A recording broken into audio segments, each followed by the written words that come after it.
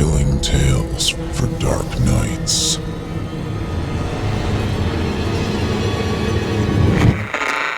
Want to make sure you never miss a Chilling Tales for Dark Nights video again?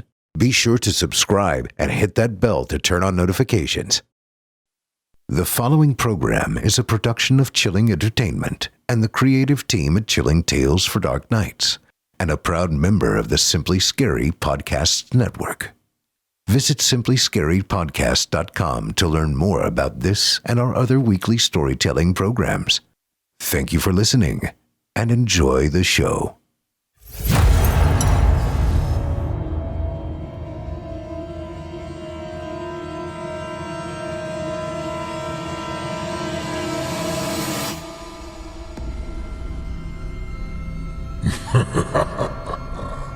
Good evening. I'm storyteller Otis Jiry, and I ain't your grandfather. From where I'm from, we don't do bedtime stories. And if that's what you were expecting, you're in the wrong place. If it's terrifying tales you're after, well then, I've got just the thing. Get comfortable, settle in, turn off the lights, if you dare. Your night is about to get a whole lot darker. Who needs sleep anyway?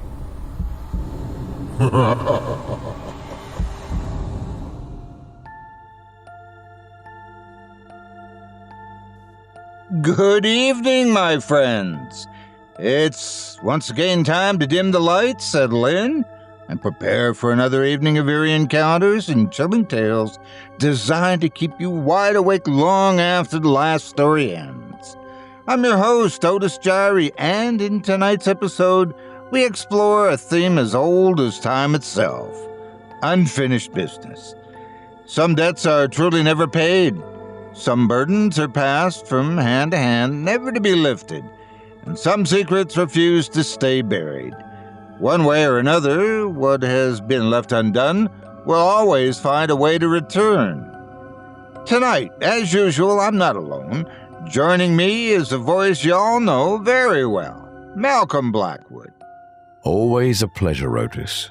And I have to say, tonight's stories, they're bound to make you think twice about what you leave unfinished. Sometimes, the scariest thing of all is realizing that whatever you've been dealing with isn't over when you thought it was. That the story hasn't ended, it's just waiting for the right moment to continue. Exactly, Malcolm. And tonight's stories will take us from an ancient marketplace where an impossible bargain is struck, to a museum where history refuses to stay in the past, to an empty lot where something truly sinister lies buried beneath the dirt, and that's only the beginning. By the time we're finished, I have a feeling our listeners will be second-guessing every old book, forgotten artifact, and harmless trinket they've ever come across. No doubt about that. So grab a blanket, turn down the lights, and most importantly, listen closely. Because tonight, the past isn't just haunting us, it's haunting us. Before we begin, I'd like you to know that if you enjoy tonight's tales but want even more, we've got just the thing for you. By joining our patrons area, you'll unlock the full extended episode featuring all of tonight's stories without interruptions, plus access to our entire Simply Scary Podcast Network archive. All this for just $7.99 per month, or save even more with an annual plan. Head over to simplyscarypodcast.com and select patrons in the top menu. You'll be directed to chillingtalesfordarknights.com, where you can start your membership and step deeper into the darkness. Support indie creators, enjoy ad-free episodes, and double the horror. What could be better? Join us today. Thanks so much for your support. And now, back to the show. Our first tale tonight takes us to Istanbul's Grand Bazaar, where a disgraced scholar stumbles upon an ancient artifact that promises more than he ever dared to dream.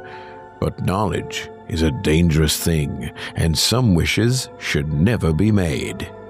This is The One Wish of Dr. Westley by Leyla Eren, performed by yours truly, Malcolm Blackwood. Part 1. The alleys of Istanbul's Grand Bazaar stretched in labyrinthine confusion, the passageways narrowing into forgotten corridors where only the most persistent seekers wandered. Dr. Graham Westley stepped carefully over the uneven stones, past shuttered stalls where dust settled thickly over abandoned wares. The deeper he ventured, the fewer signs of life remained. The usual clamor of merchants hawking trinkets and tourists haggling over prices had long since faded behind him.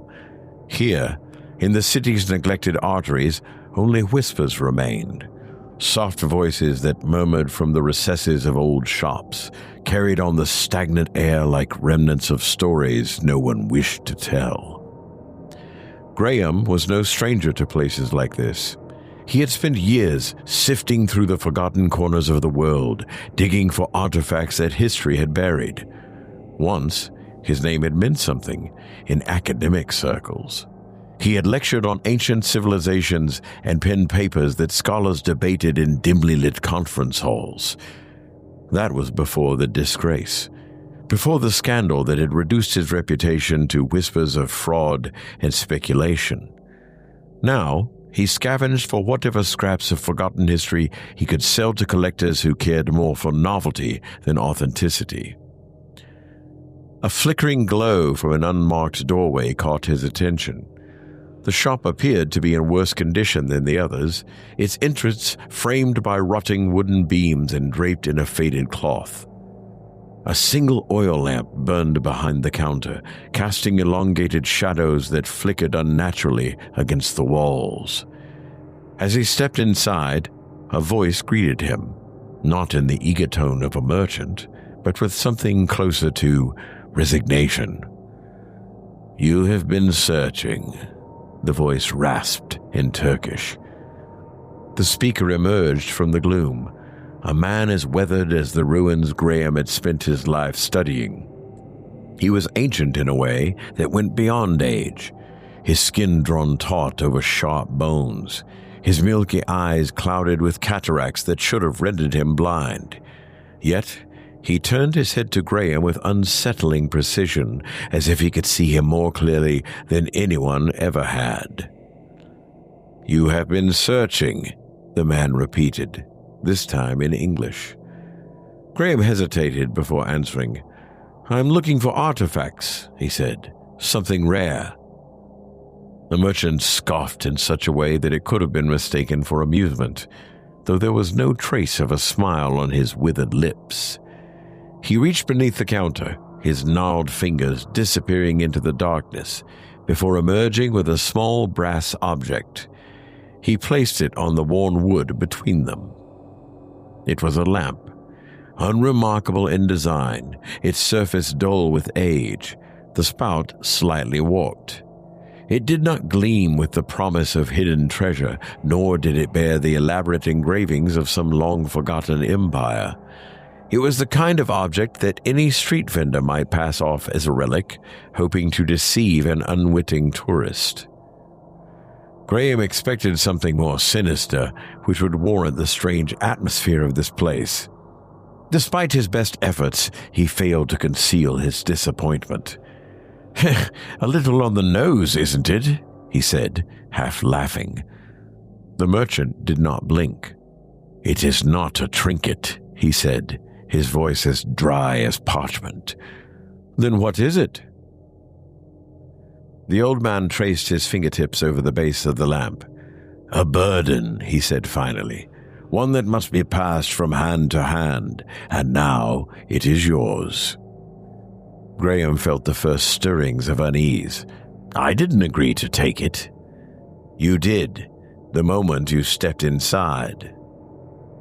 He should have left then. He should have turned and walked back the way he came, shaking off the encounter as the nonsense of an old man who had spent too many years surrounded by relics of the past. But something in the merchant's voice, in the certainty of his tone, held him in place.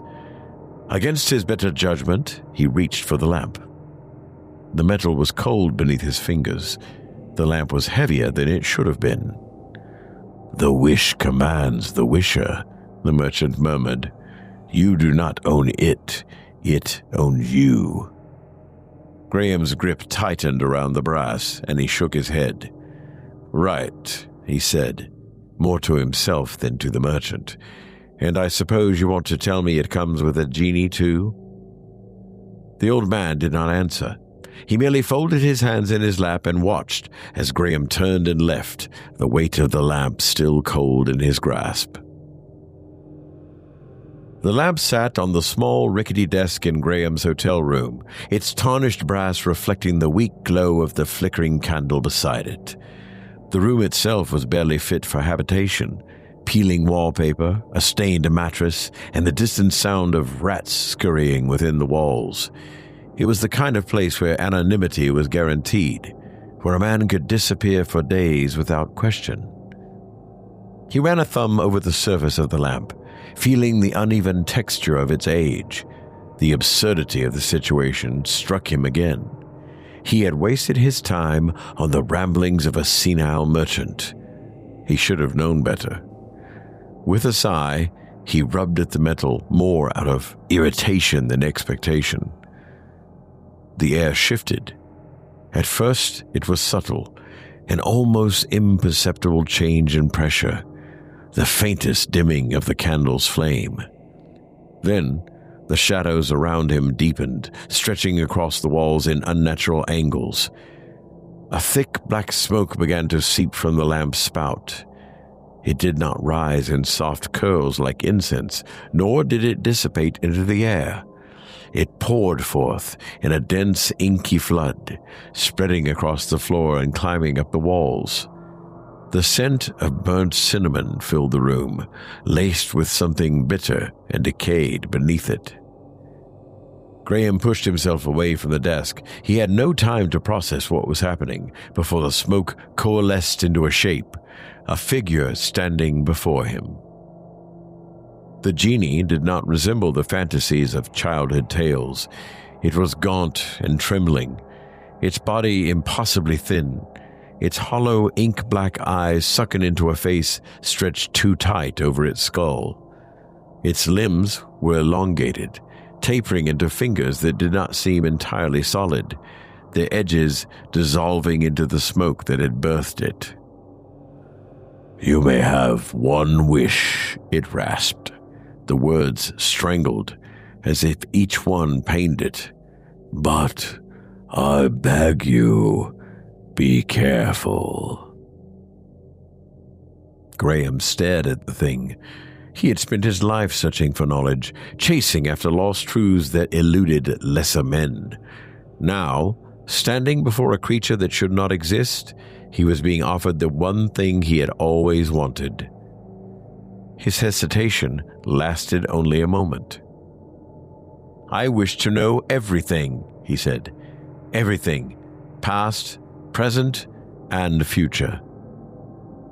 The genie's body convulsed violently, its face contorted in an expression of raw anguish as a scream tore from its throat, a sound like splintering bone and rent metal. Black smoke surged outward, filling the room in a violent storm, and the lamp shattered, sending fragments of obsidian dust scattering across the desk. The genie's form collapsed inward, folding into itself before disintegrating into nothingness, and everything went still. Part 2. At first, nothing happened. Graham remained in his chair, staring at the space where the genie had stood just moments before.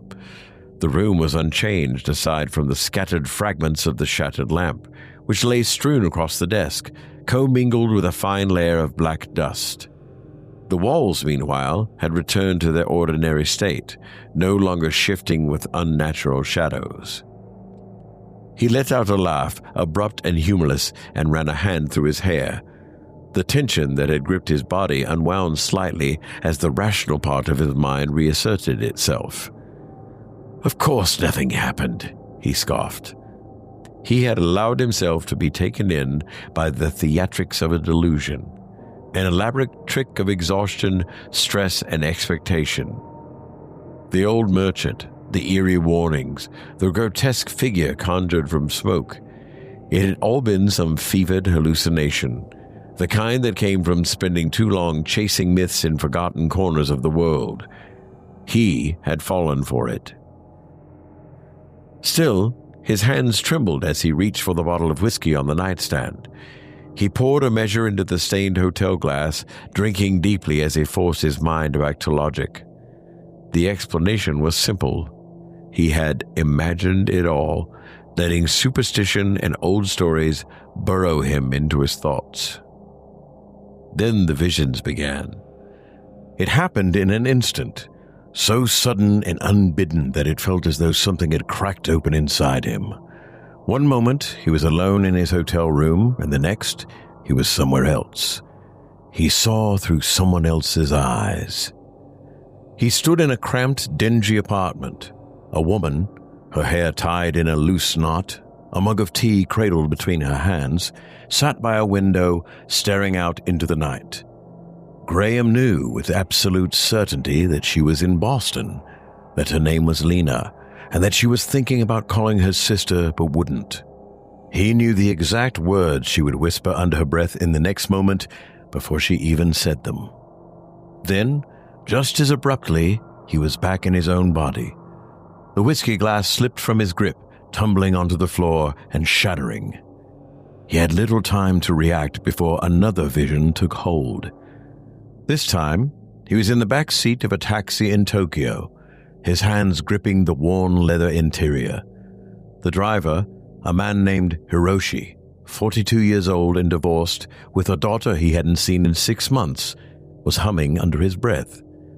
Graham could feel the exhaustion in the man's bones, the dull ache in his temples, and the weight of his regrets. Another snap, another shift. He was standing at a street corner in Buenos Aires, enveloped in humid night air. A man in a navy blue suit brushed past him, and in that moment, Graham knew everything about him. His name, his childhood, the affair he was having, the lie he had just told his wife. The visions slammed into him one after another, relentless and suffocating. He saw through the eyes of strangers across the world, felt their thoughts coil inside his own, and experienced their memories as if they had always belonged to him. He lurched forward, bracing himself against the desk, but the flood of information did not stop. He knew where his ex-wife was at that exact moment. She was in Philadelphia, in a dimly lit bar on Chestnut Street, tapping a spoon against the edge of a half-empty cocktail glass. She was waiting for someone Graham had never met. But he knew exactly what she would say when they arrived. He could hear the conversation forming in her mind before she spoke it. The knowledge burrowed into him, unwanted and unbidden, consuming him piece by piece. It did not stop at thoughts and locations. It expanded, deeper, beyond the surface of mundane secrets. He knew how everyone he passed would die. The hotel concierge downstairs would suffer a fatal stroke 3 years from now, collapsing behind the front desk while a guest waited impatiently for their receipt. The cab driver who had taken him to the bazaar would be hit by a truck before the month was over. The woman in the Boston apartment would die in her sleep at 68, her body undiscovered for 2 days. Some deaths were simple and quiet, a fading heartbeat, a moment of stillness. Others were horrific. Graham tried to shake the thoughts away, but they clung to him, insidious and absolute. The world around him began to glitch. The mirror above the dresser caught his attention. His reflection did not move with him. He turned his head slightly, and in the glass, his reflection was already facing forward, staring at him. His stomach clenched. He took a cautious step forward, watching as the figure in the mirror hesitated before following. It was out of sync, lagging behind his movements by a fraction of a second. Then, it moved before he did. Shadows in the room shifted unnaturally, pooling into corners where they did not belong. Words in the open book on the nightstand rearranged themselves before his eyes, the letters writhing across the page, forming a language he did not recognize. He stumbled back, his mind reeling, panic surging through his veins. He needed to leave. He grabbed his suitcase with trembling hands, carelessly stuffing his belongings into it. The need to escape overwhelmed all rational thought. By the time he reached the front desk, his skin was clammy with cold sweat. The concierge, a man Graham already knew would die in 3 years, glanced up with a polite but distant expression. "I need to check out," Graham said, forcing the words through clenched teeth. The concierge frowned. "Sir, you already checked out yesterday." Graham recoiled in confusion, and a cold dread settled into his spine. "No, I didn't," he said. His voice sounded weak and distant. The concierge's brows furrowed. He turned to the computer screen, tapping a few keys. "According to our records, you left the hotel yesterday afternoon," he said slowly. "You checked out at 3:15 p.m. Graham could see it happening. The memory that wasn't his. The moment that never existed. A version of himself walking to the desk, signing his name, and handing over the key. But he had not been there. How could he have been? "That's impossible," Graham said. The concierge gave him a wary look. "We have footage if you'd like to see it." Graham didn't want to see it. Every instinct screamed for him to turn and run, to put as much distance as possible between himself and whatever truth awaited him on that screen. He ignored them all and followed the man into the small security office. The screen flickered to life, displaying grainy footage of the front desk from the previous afternoon. Graham watched as he approached the counter, dressed in the same clothes. The footage showed him exchanging brief words with the concierge, signing the ledger and walking away. Then, the screen glitched, and for a fraction of a second, there were 2 of him standing there. "That's strange," the concierge beside him murmured in confusion, leaning in. It must be a..." Graham didn't hear the rest. He backed away from the screen, the floor tilting beneath him, and ran. Part 3. Graham did not remember how he got to the airport. He had a vague recollection of stuffing his passport into his jacket, forcing himself to walk out of the hotel without betraying the panic clawing at the edges of his mind. He had paid in cash, barely registering the transaction as he boarded the earliest available flight out of Istanbul. The city had already begun to feel like a dream, an event that had happened to someone else in some other lifetime. The flight itself was a haze of half-formed thoughts and drifting consciousness. He didn't remember sleeping, yet hours passed in what felt like moments. The rhythmic hum of the engines blended with the murmur of distant conversations, neither of which seemed entirely real. He must have dozed off at some point because when he opened his eyes, the plane had already begun its descent into New York. He stepped off the jet bridge, feeling an inexplicable weight settle over him. Unfathomable knowledge remained inside him, an unwelcome presence that he could neither control nor silence. People passed by him in hurried strides, their lives unfolding in intricate detail before he could shut it out. He knew what they were thinking, what they had done that morning, what they feared most in the world. He saw the threads. It wasn't just information anymore, but something deeper. When he looked at people now, he could see the invisible forces shaping their actions, subtle shifts in probability, choices being nudged along unseen paths. It was as though reality had been laid bare before him, revealing the mechanisms working beneath the surface. When a woman near the baggage claim hesitated before stepping forward, Graham knew with absolute certainty that if she had moved just a second earlier, she would have tripped, spilling her coffee onto the businessman walking past her. But she hadn't. Something had adjusted the outcome before it happened, and Graham could see it happening. He shut his eyes for a moment, gripping the strap of his carry-on as he forced himself toward the exit. His vision swam. He could feel the world recalibrating, but he had no control over it. The knowledge was too vast, too chaotic. The moment he stepped outside, the world skipped forward. The sun had moved in the sky. The streets had changed. The traffic pattern was different, as if time had lurched ahead without him.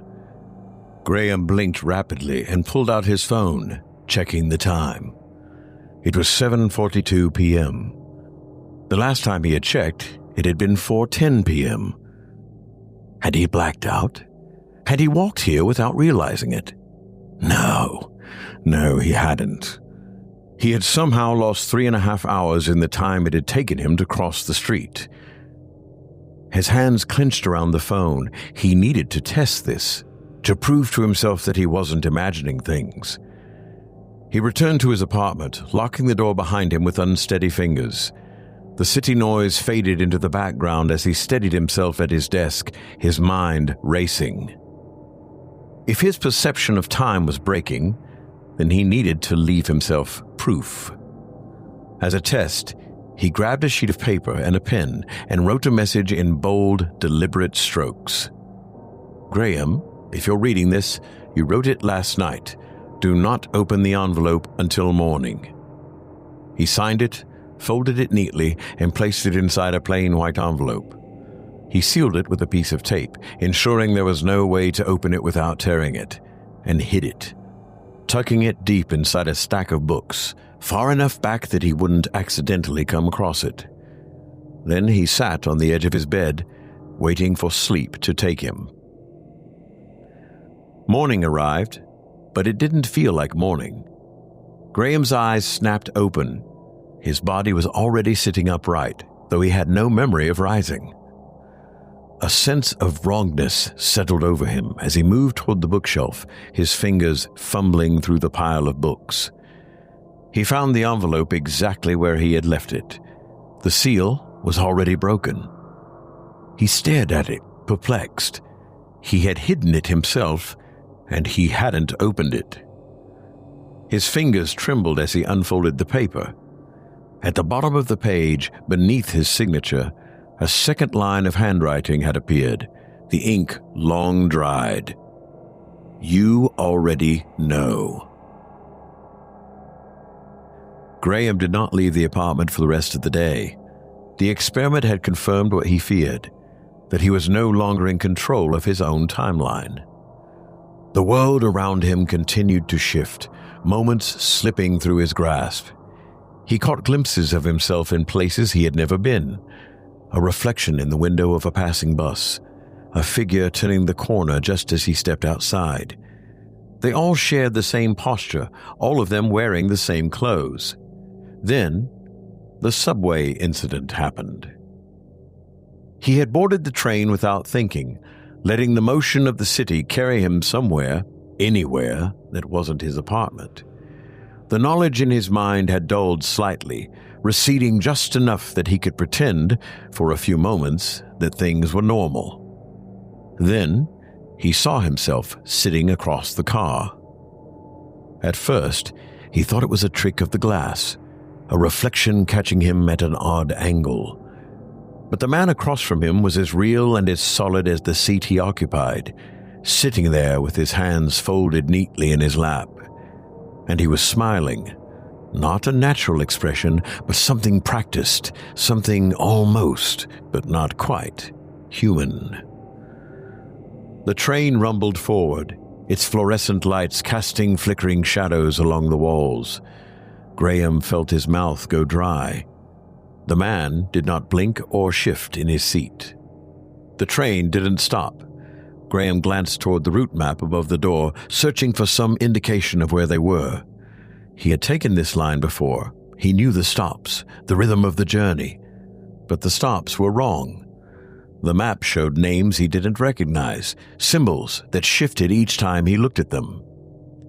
Panic crept up his spine as he turned back toward the man sitting across from him.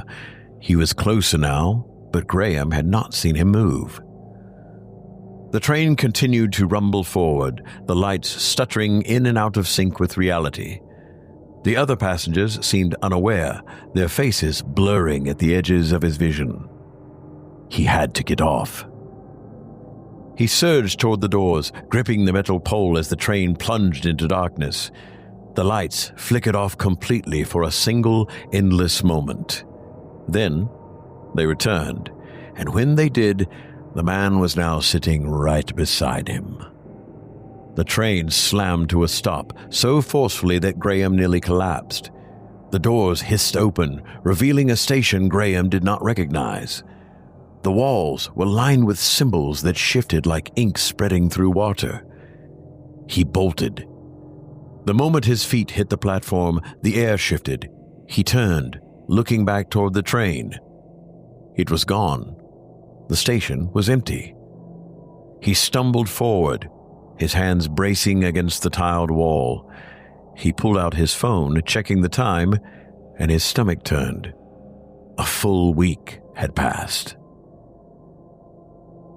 Part 4. Graham woke with the unsettling awareness that he was already standing.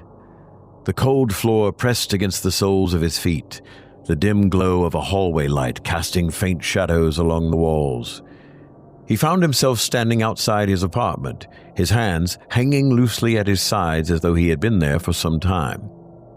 His body felt strangely distant, as if his mind had been disconnected from it and was only now returning. The door in front of him was his own, but something was amiss. The wood seemed too smooth, the handle too polished, as if it had been replaced by something else that only looked like a door. A soft, rhythmic tapping sound came from the other side. His stomach turned. He had locked the door before he went to bed. He was certain of it. But now he was out here, and something else was inside. A slow, sinking dread spread through his chest. His hand lifted, almost against his will, and he reached for the knob. For a moment, the tapping stopped. Then something tapped back.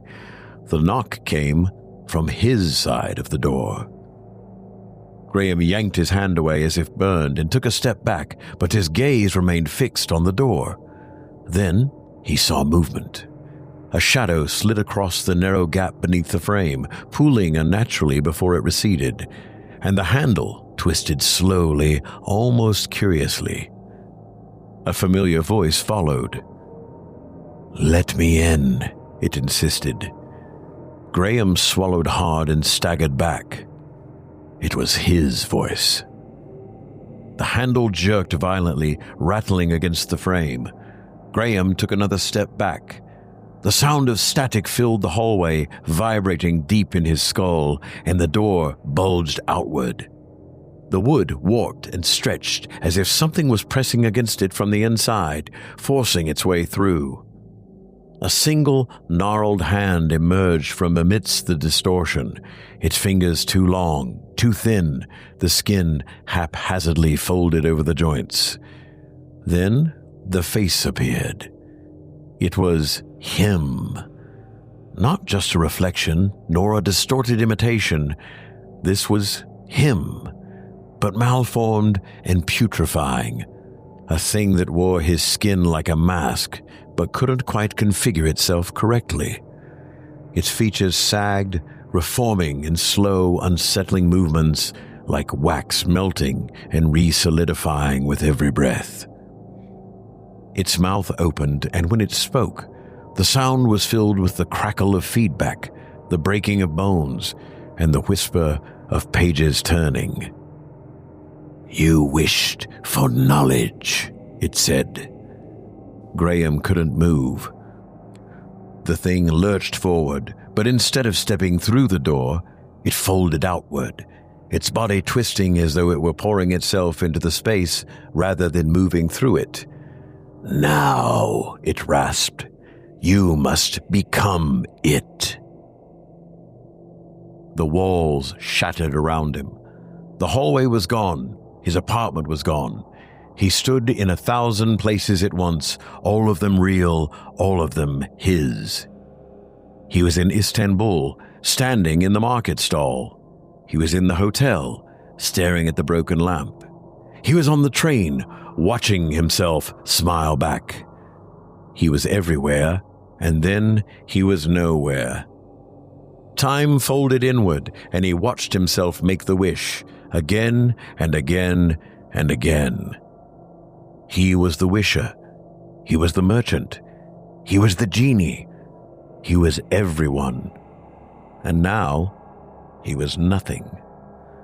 The cycle had been ever-present, looping endlessly. He'd simply failed to recognize it. The thing that had worn his face watched him with hollow, shifting eyes. Graham felt his own body dissolving, his skin unraveling into strands of ink and whispered words. The knowledge had always been available, waiting for the moment he would once again possess it. Now, all semblance of his personality was being stripped from him, making room for something new. Graham's involvement in the process, he realizes, was not a mistake. It was inevitable. And Graham knew that once the process was complete, he would cease to exist. Graham did not remember running, nor did he recall escaping, but somehow, impossibly, he found himself in a book-lined study, the air rife with the scent of parchment, gripping the armrests of a high-backed chair. A man sat across from him, a glass of wine in his hand, his sharp eyes studying him with a knowing patience. So far as he knew, Graham had never seen the man in his life, and yet he knew him intimately and recognized him immediately. "Dr. Koenig?" Graham rasped, barely recognizing his own voice. The man folded his hands. "You sought me out, Dr. Westley," he said calmly, "though I'm not surprised you're having trouble recalling why. You've really done it now, my friend." "I don't know what's happening to me," Graham said. He swallowed, his throat dry. "How did I get here? What's happening to me? Why do I feel as if I've met you before when I'm sure I haven't? And how do we know each other's names?" Koenig studied him for a long moment before speaking. "No doubt you recall making the wish," he said, to which Graham nodded. "Well, Dr. Westley, the wish itself is conscious," Koenig continued, "and now it is reshaping you." "Reshaping me?" Graham choked out the words. "Into what?" "Why, into its vessel, of course," Koenig replied. So matter-of-factly a casual observer may have suspected they were discussing the weather. Seeing the tension on Graham's face, he gave an exasperated sigh and continued. "I'm afraid it seems you've stumbled upon that forbidden knowledge you dedicated your life to unveiling, and that upon achieving that goal, you've unwittingly doomed us all. Honestly, I can't say I'm surprised. Somehow, I always suspected it would come to this." Graham's mouth hung agape, dismayed, as a terrible certainty settled in his chest. Dr. Koenig took a sip of wine and reclined gently in his chair. "Tell me how to stop it," Graham cried. "Every wish granted feeds the cycle," Koenig replied, without the slightest hint of urgency. His voice was steady and clinical, as if reciting something that had been said many times before. "You are not the first, but you may be the last. It's difficult to say." The room shuddered, the walls flickering like an image on the verge of collapsing. Graham gripped the armrests tighter, his fingers digging into the worn fabric. "Dr. Koenig, please," he cried. "You must have some idea how to help me. How do I stop it?" Koenig sighed. "That," he said, "is the wrong question." Part 5. Graham came to several days later, perhaps longer, with no recollection of his conversation with Dr. Koenig or of how he'd ended up back in his apartment. The passage of time had lost its meaning, shifting in ways that made no sense. Morning and night had ceased to hold distinction, blending into a seamless stretch of moments that rearranged themselves with every blink. He could no longer track when he had last slept or when he had last truly been himself. Perhaps the most alarming development, however, was that his body was unraveling. It had started with his fingertips. The skin had peeled away, not in the way flesh wounds did, but as if it had been rewritten, transformed into something else. The tips of his fingers had become text, black ink bleeding into his skin, forming and reforming in shifting lines of letters. It was not a language he recognized, yet one he understood, and it moved beneath his skin, writhing in delicate, ceaseless motion, as though his body was no longer flesh, but parchment rewriting itself over and over. He had tried to bandage his hands, to stop himself from seeing it, but the words bled through the fabric, spelling themselves against the material as if desperate to be read. He tore the wrappings off. It had made no difference. The changes did not stop with his hands. His shadow no longer obeyed him. It had first happened in small ways, a hesitation in its movement, a fraction of a second too slow. Then it had grown worse. It watched him. It shifted when he wasn't looking, moving even when he stood still. The angles stretched unnaturally, splitting apart from him in ways that made no sense. He would turn, expecting it to follow, only to see it still lingering in its previous position as if reluctant to obey. Once, in the dim reflection of his apartment window, he saw it reach for him. Beginning the next morning, he avoided windows entirely. The whispers began after that. At first, they were faint, just beyond the threshold of hearing, curling into the spaces between sounds. He mistook them for distant murmurs, the rustling of fabric, the hush of passing footsteps. But they grew louder. They were speaking to him. No, not speaking to him. Not directly, at least. Rather, they had always been speaking, waiting for him to hear. The source of the whispers loomed beyond sight, their presence pressing against the edges of his vision, vast and impossible. He did not see them fully. His mind would not allow it, but he felt their gaze and he heard their voices. They were nebulous, unbound by form, often little more than eyes folding into themselves, figures that dissolved and reappeared between moments. And, like Koenig, he felt as if he had known them forever, since the very beginning, and, simultaneously, that he had never seen them before. And now, for reasons beyond his comprehension, they had chosen to reveal themselves to him, and they were whispering his name. Graham had tried to fight it. He had tried to hold on to himself, grounding his thoughts in the fragments of his past that still felt real. He repeated his name under his breath, forcing himself to recall his childhood home, the scent of old books, and the sound of his mother's voice, while he still could. The words, however, twisted as they left his lips. His name was no longer his. He could feel it shifting, morphing into something indecipherable, something that had always belonged to them. The knowledge inside him had now taken root, rewriting him from the inside out. In spite of it all, Graham clung to one last hope, namely, that if his wish had started all of this, then perhaps he could undo it. He had to try. And so, he sat at his desk, pen in hand, forcing his mind into focus, and wrote carefully, "I wish to undo my wish." The ink bled across the page, shifting before his eyes, the words rearranging themselves into a sentence he could not understand. He tried again, gripping the pen tighter, his hands shaking, and the same thing happened. Every time he formed the sentence, it changed, warping into something unrecognizable. His mind refused to hold the thought. It was not his wish to undo. Defeated, Graham hung his head in his hands, rubbing his temples. "It was never your wish." A distant whisper brushed against his ear. Graham's fingers trembled as the ink spread across his hands, consuming his skin and dissolving him into written words.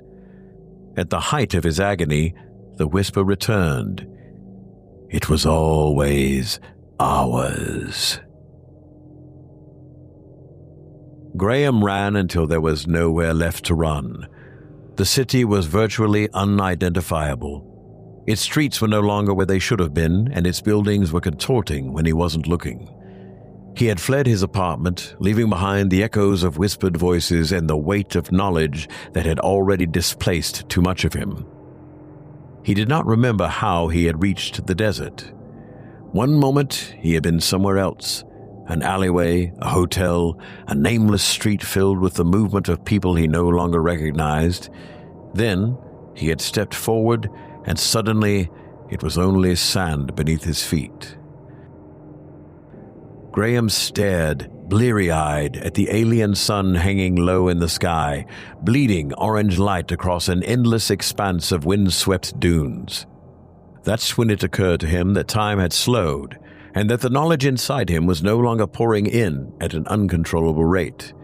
He could still feel its presence, woven into him, written across his skin. But the rush had ceased, and for once he felt as if he could finally breathe. He ascended a dune, his legs heavy, his body weak from exhaustion that went beyond the physical. His fingers still bore the imprint of shifting words, the ink embedded deep into his flesh, but they no longer burned. At the crest, he stopped. There, something was waiting for him. From his newfound vantage point, he saw a figure standing motionless below, where the sand flattened into a vast, featureless plain. Graham knew what it was before he even saw its face. It was him. Epilogue. The overseer watched what remained of Dr. Graham Westley with a patient stillness. The being wore the disgraced archaeologist's face, but the features were not entirely right. The angles were sharper, the shadows beneath its eyes deeper, as though it had been stretched into something beyond human. Its clothing was colorless, its form blending into the horizon like a thing that had always existed there, waiting for the doctor's arrival. "I was you once," it said. The voice was Graham's, but it carried a depth that did not belong to anything mortal. It echoed in the space between sounds, slipping into his mind without effort. "And soon enough, you will be me." Graham staggered back, the sand shifting beneath his unsteady gait. The overseer did not move from its position. It didn't need to. He could feel it inside him already. The transformation had begun long before this moment. The wish had not granted knowledge as Graham had once imagined. Rather, it had dismantled him, piece by piece, stripping away his identity and replacing it with something foreign and inconceivable. The genie had never been a giver of wisdom. It had been just another vessel, waiting to be replaced, and Graham had asked for it. The realization settled into him with the finality of a closing book. He had never been the first, and he would not be the last. The last thing he felt was his body breaking apart, the sensation of being undone, his skin dissolving into ink, and his thoughts unraveling into fragments of letters and whispered prophecy. He saw the words scatter across the dunes, shifting in the sand. The overseer stepped forward, extending a hand as if beckoning. And with a final, blood-chilling shriek, Graham disappeared. Far away, in a forgotten corner of the world, positioned alongside other antiquities on an otherwise unremarkable, dust-covered shelf, another lamp waited. Before long, another fool reached out his hand and took possession of it. They whispered a wish, they got what they deserved, and the cycle began again.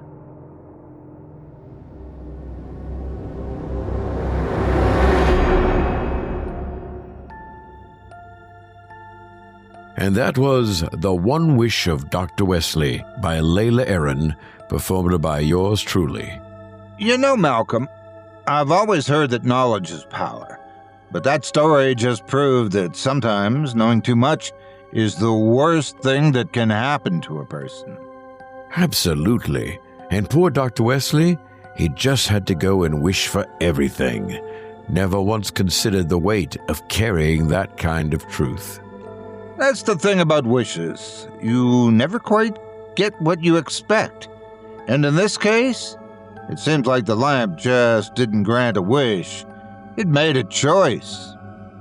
And now, speaking of choices, our next story takes us to a museum where one particular artifact has unfinished business of its own. Our next story brings us to the halls of the Pinehurst Historical Museum, where an executioner's hood, centuries old, arrives as a part of a new exhibit. But some objects aren't just relics of the past. Some have a presence all their own. This is The Executioner's Hood by Craig Groshek, performed by yours truly, Otis Jiry. Part 1. The arrival of the artifacts at the Pinehurst Historical Museum was met with the usual blend of anticipation and exhaustion. It was past 9 when Dr. Lydia Caldwell, curator and director of the museum's medieval collections, oversaw the careful uncrating of each item.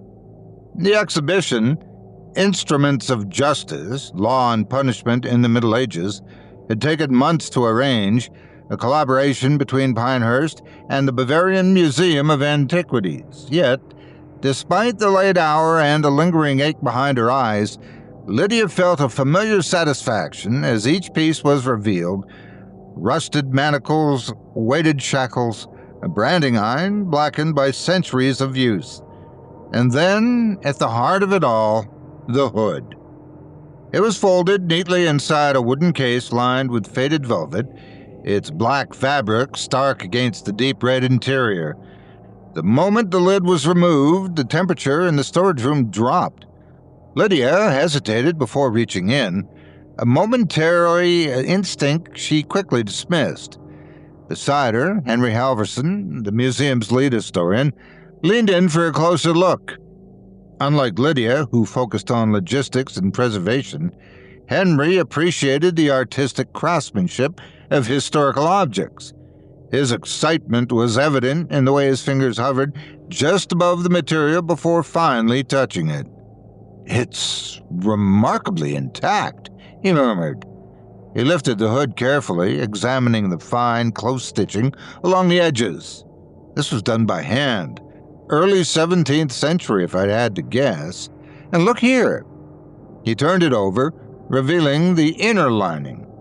The fabric should have been brittle with age, yet it had remained unnaturally supple, as though it had been preserved through unnatural means. More unsettling was the dark discoloration along the lower edges. Henry frowned, rubbing a thumb over the stain, before bringing his hand to his nose. "Blood," he said softly. "It's old, but..." He hesitated. "It shouldn't still smell like this." Lydia, who had dealt with enough historical textiles to know that even the best preserved ones lost their scent centuries ago, said nothing. Instead, she gestured for the conservationist to take it for further examination. "Let's move it to the exhibit hall. We'll display it at the center next to the executioner's axe." Henry nodded, though his gaze lingered on the hood before he finally stepped back. The following morning, the exhibition hall was a flurry of movement. Museum workers positioned the last display cases, mounted informational plaques, and adjusted lighting to highlight key artifacts. The executioner's hood had been placed in a temperature-controlled glass case, the crimson backdrop making the black fabric appear even darker. From the entrance, Richard Maynard, the museum's chief of security, surveyed the exhibit with the weary patience of a man accustomed to high-profile installations. He was a former police officer, now responsible for the museum's surveillance and general security operations. His gaze settled on the blood. "You ever get a bad feeling about something?" he asked, directing the question to Lydia as she approached. Lydia followed his stare to the display case. "Bad feeling?" "It's the way people act around it," Richard said, his voice low. The guys setting up the case kept looking over their shoulders. One of them, Derek, flat out refused to move it. Said it made him queasy just being near it. Lydia folded her arms. Some artifacts come with their own mythology. Executioners weren't exactly well-loved figures. Items tied to them tend to carry an aura. Richard grunted. They'd chalk it up to superstition, except he gestured toward the security camera positioned in the corner of the exhibit hall. That camera's been glitching ever since we put the hood in.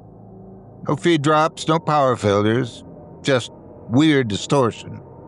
The IT guy says there's nothing wrong with the hardware. Lydia frowned but kept her voice neutral. Probably just an interference issue. Tried replacing the camera. Richard gave her a look, clearly unconvinced, but said nothing more. As the final touches were being placed, a visitor entered the hall ahead of schedule. She was a middle-aged woman, one of the museum's donors, eager for an early preview of the new exhibit.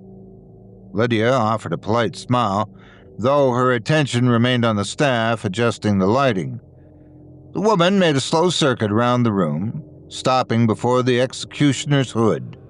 She leaned in slightly, studying the fabric beneath the glass. Then suddenly she gasped. Her body jerked forward as though struck by an invisible force. A strangled cry escaped her lips, and she collapsed, clutching at her throat. Lydia and Richard rushed to her side. "Are you all right?" Lydia asked, kneeling beside her. Someone, the woman said, swallowing hard. "Someone touched me." Richard scanned the room, his posture tense. The hall was empty, aside from the workers and himself. "Who?" Lydia asked. The woman's eyes darted toward the display case. Her face was pale, her expression unfocused. "A man," she whispered. "A man in a black hood. He—" She shook her head. No, it must have been my imagination." A museum medic was called, and after a few minutes of reassurance, the woman regained her composure. She left without further incident, but Lydia caught the way she kept rubbing her throat as she exited the hall. Richard turned to Lydia. "Still calling it interference?" Lydia didn't answer. That evening, the exhibit was officially opened. Visitors filed in, their voices hushed, their footsteps echoing against the marble floors. The hood, now the exhibit's centerpiece, stood beneath the warm glow of the museum's overhead lights. There was no further incident. Yet, as Richard made his final rounds before closing, he lingered by the hood's display. The glass case was airtight, secured with a locking mechanism that only two people had access to. Even so, the faintest imprint of a hand had appeared on the inside of the glass. Richard checked the case's seal, running his fingers along its edges, searching for some rational explanation. There was none. He stepped back, unsettled, and left the hall in silence. Part 2. The opening days of the new exhibition brought a steady influx of visitors, their interest drawn by the macabre fascination that always surrounded historical instruments of punishment. The executioner's hood, positioned at the center of the medieval justice display, quickly became the most talked-about piece, not for its historical significance alone, but for the unsettling reactions it provided. At first, the concerns were minor, the sort of remarks that Lydia had heard before with other artifacts tied to violence or death. Guests spoke of an unnatural chill surrounding the display, a suffocating tension that settled over the room. These impressions, while curious, were not unusual. What unsettled her more were the complaints that arose among the museum staff. The cleaning crew, whose work required them to enter the hall after hours, had become increasingly reluctant to do so. Some refused outright, citing an overwhelming sense of unease that worsened the longer they remained near the exhibit. A few complained of headaches that began only when they stepped into the room. One worker described feeling a presence beside him as he moved past the hood's case, an awareness so strong that he instinctively turned, expecting to see someone standing there. He found nothing. The discomfort among the staff grew worse with each passing night. Several employees reported to the medieval wing, which had never been subject to temperature fluctuations before, now felt inexplicably colder than the rest of the museum. Though Lydia initially attributed the drop to a miscalibrated thermostat, inspections revealed no mechanical faults. When one janitor abandoned his shift mid-cleaning, visibly shaken, Richard decided to press him for an explanation. The man refused to answer at first, shaking his head as if the words themselves were dangerous to speak aloud. When Richard finally convinced him to elaborate, his response was unnerving in its simplicity. "I heard breathing," he admitted. "It was right behind me." By the end of the second week, visitors had begun to voice their own concerns. The most frequent reports involved whispering near the executioner's hood. Guests walking through the hall described the low murmur of voices, sometimes indistinct, sometimes spoken just loudly enough that the syllables could be recognized but not understood. The phenomena was consistent enough that multiple visitors, unaware of the other's experiences, reported nearly identical encounters. Lydia, unwilling to jump to conclusions, suspected that the sound distortion in the museum might have been responsible. Audio tended to behave strangely in enclosed spaces, bouncing from surface to surface in ways that could create the illusion of speech. But when one guest, an older man with a background in European linguistics, claimed he could make out individual words, Lydia found herself at a loss for explanation. "It was German," the man insisted. "I didn't catch much, but I know what I heard. Schuld." Lydia glanced toward Henry, who had been listening to the conversation with growing concern. The historian's expression darkened. "It means guilt," he said. Later that evening, Henry returned to Lydia's office, carrying a stack of papers thick with notes and translations. He'd spent the past few days compiling every historical record he could find on the hood, drawing from sources far beyond the brief dossier provided by the Bavarian Museum of Antiquities. His findings painted a far grimmer picture than Lydia had expected. "The man who wore this hood," he began, setting the documents in front of her, "was known as der Richter, the judge."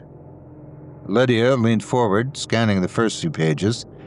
The details were sparse, mentions of a Bavarian executioner operating in the early 1600s, a man whose reputation had made him feared even by those who had employed him.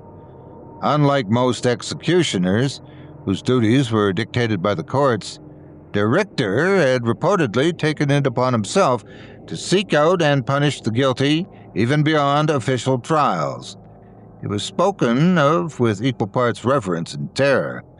His authority unchecked, his verdicts unquestioned. Some records suggested that, even after stepping down from his official post, he'd continued delivering judgment in secret.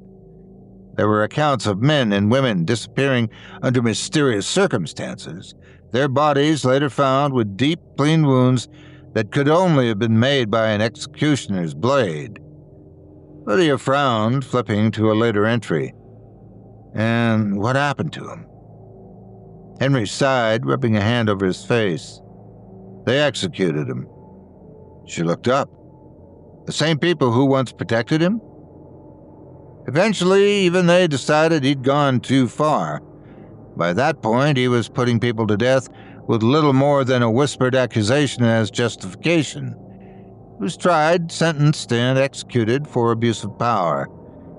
Henry hesitated before adding, before they beheaded him, he swore that justice did not end with him. Lydia sat back in her chair. And the hood? Henry remained troubled. It was buried with him, he said. At least it was supposed to be. The museum's tour guides, typically composed and well-trained in delivering historical presentations with an air of detached professionalism, had begun showing signs of unease as well. Several of them avoided looking directly at the hood while leading visitors through the hall, an instinct they could not rationally explain. Then, without warning, one of them quit. Andrea, a young woman who had worked at Pinehurst for 2 years, left her post mid-tour and refused to return to the medieval exhibit. When Richard confronted her about it, she refused to discuss the reason at first. Eventually, she gave him a single, unsettling explanation. "I saw him," she said. Richard's patience wore thin. "Saw who?" Andrea swallowed hard. "The executioner." She left before finishing her shift. Determined to prove that paranoia had begun spreading unchecked among the staff, Richard decided to review the overnight surveillance footage himself. The security system, though newly installed, had been experiencing frequent disruptions ever since the exhibit opened. Richard had dismissed the malfunctions as technical errors, but now curiosity and a growing sense of responsibility drove him to check the recordings for any signs of interference. At first, nothing appeared out of the ordinary. The museum's empty halls stretched before him in grainy black and white, dimly illuminated by security lights. Hours passed in silence. Then, at 3:07 a.m., something new appeared in the footage. The medieval wing, which had been entirely empty a moment before, was suddenly occupied. A figure stood at the center of the room. Richard leaned in, eyes narrowing. He rewound the footage, watching the previous seconds again. The hall had been vacant. There were no signs of movement and no indication of entry. And yet in the next frame, the figure was simply there, dressed in black, hooded, with its face concealed. Richard felt a slow, steady unease settle over him as he continued watching. The figure never moved, never turned, never reacted to anything around it. Yet, as the hours passed, the camera feed showed it appearing in different parts of the museum without ever catching it in the act. In one frame, it was standing near the medieval stocks. In the next, it was positioned beside the iron shackles. And then at 3:21 a.m., it was gone. Richard rewound again, searching for the moment it left, but there was no sign of its departure. He sat back in his chair, hands clenched. He'd never put much stock in the fears surrounding the hood, dismissing the staff's reactions as paranoia. But as he sat alone in the security office, watching the screen long after the figure had disappeared, he could no longer deny the thought creeping into his mind. Something was wrong. Something had been in the museum that night. And if the footage was to be believed, it was still there. Part 3. The museum was unusually crowded that afternoon, a mix of school groups, tourists, and local visitors who'd come to see the much-publicized exhibit. The medieval justice display was drawing particular interest, with the executioner's hood quickly becoming the centerpiece of conversation. Some regarded it with fascination, while others, perhaps influenced by the unease surrounding the artifact, kept their distance, lingering instead by the iron shackles or rusted branding irons. The atmosphere, while steeped in quiet reverence, remained lively.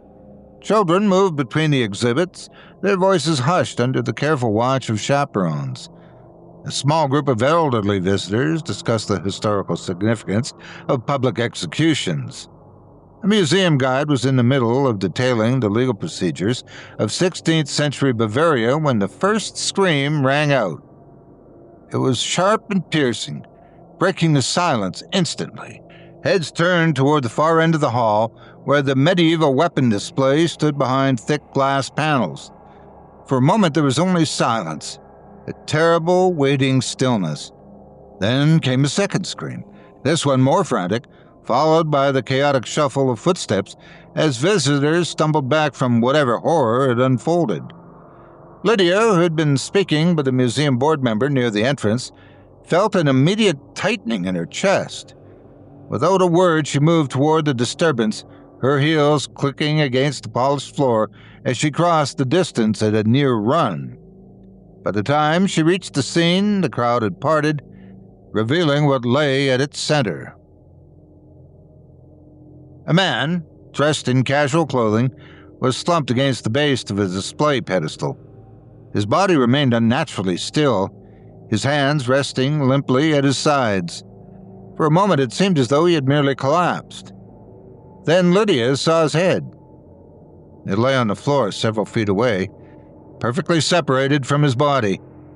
The cut was impossibly clean, a single stroke that had severed flesh and bone with effortless precision. Blood pooled in a dark, undisturbed arc, as though placed with exacting intent rather than the expected mess of a violent injury. A woman sobbed nearby, pressing a shaking hand over her mouth. A few of the braver visitors inched forward, peering over shoulders, their faces twisted in horrified disbelief. Richard arrived within seconds, his former law enforcement instincts taking over as he stepped between the crowd and the body. "Get them out of here," he ordered one of the security guards. "Now!" The guard hesitated before nodding, his face pale. Lydia remained frozen, her gaze locked on the victim. She should have been in motion, responding, doing something to assist in clearing the scene, but her thoughts had snagged on a single terrible realization. There was no weapon. No swords had been removed from the display, no glass had been broken, and there were no signs of forced entry or of an attacker fleeing the scene. And yet, the decapitation had been precise and surgical, something no human hand could have achieved without an incredibly sharp blade and the strength to wield it in a single perfect motion. A disturbance at the victim's feet caught Lydia's eye. A piece of aged parchment, folded carefully, rested beneath the corpse's lower back. She crouched, ignoring the wave of nausea that threatened to rise as she reached for the note. The paper felt old beneath her fingertips, its texture rough and uneven. Carefully, she unfolded it, revealing handwritten script in faded ink. The letters were unfamiliar, not in their shape but in their structure. The script was precise yet foreign, a dialect that was undoubtedly archaic German. She turned to Henry, who had appeared at her side, looking as shaken as she felt. "Can you read this?" she asked. Henry took the parchment, his expression tightening as he scanned the lines. He read in silence, his lips moving slightly as he worked through the script, adjusting for the old phrasing. When he finally spoke, he was quieter than usual. "It's a sentence of execution," he said. Lydia felt her stomach drop. "What does it say?" Henry swallowed before continuing. "The condemned is named Matthew Corbin. He's guilty of the unlawful murder of a business partner in the year 1987. The sentence is death." Lydia blinked, unable to fully process what she was hearing. This has to be some kind of joke," she said, but the words felt hollow even as she spoke them. Henry shook his head. "No, it's written in perfect 17th century German, Lydia. This isn't something someone printed last night and slipped under the body. It's... He hesitated, looking down at the parchment. It's authentic. The police arrived within minutes, the museum now officially a crime scene. The medieval hall was locked down, its exhibits blocked from view, as officers assessed the situation. Visitors were escorted out of the building, their accounts taken one by one. Detective Carla Monroe, a woman in her early 40s, with a reputation for cutting through nonsense with methodical efficiency, took charge of the investigation. She stood over the body, taking in the scene. The cause of death was obvious, she muttered, then glanced toward the surrounding area. But where the hell's the murder weapon? That's what we'd all like to know, Richard said. Monroe turned her gaze to Lydia. You found the note? Lydia nodded. It was beneath him when we arrived. Henry translated it. Monroe extended a hand, and Lydia passed her the parchment. The detective read it over twice, her brow furrowing. This guy, the victim, she said, nodding toward the corpse. Matthew Corbin. You know anything about him? Lydia shook her head. No, I don't think he was on our donor list, and he wasn't one of our researchers, as far as I know. He was just another visitor. Well, we'll find out soon enough, Monroe said. But if this is real, if he really did kill some guy back in 1987, she gave Lydia a sharp look, then we have a bigger problem. Lydia didn't need to ask what she meant.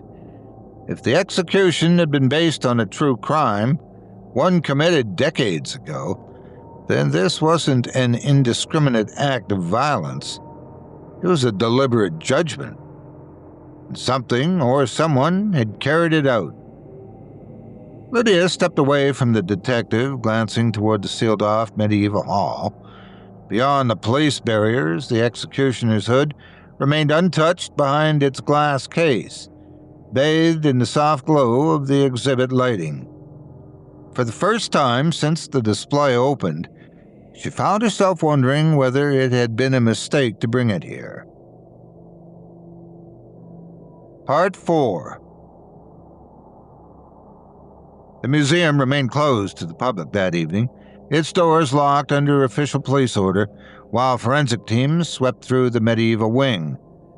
The weight of the afternoon's events still pressed heavily upon Lydia as she stood outside the security office, arms crossed, her mind racing through the same unanswered questions that had been circling for hours.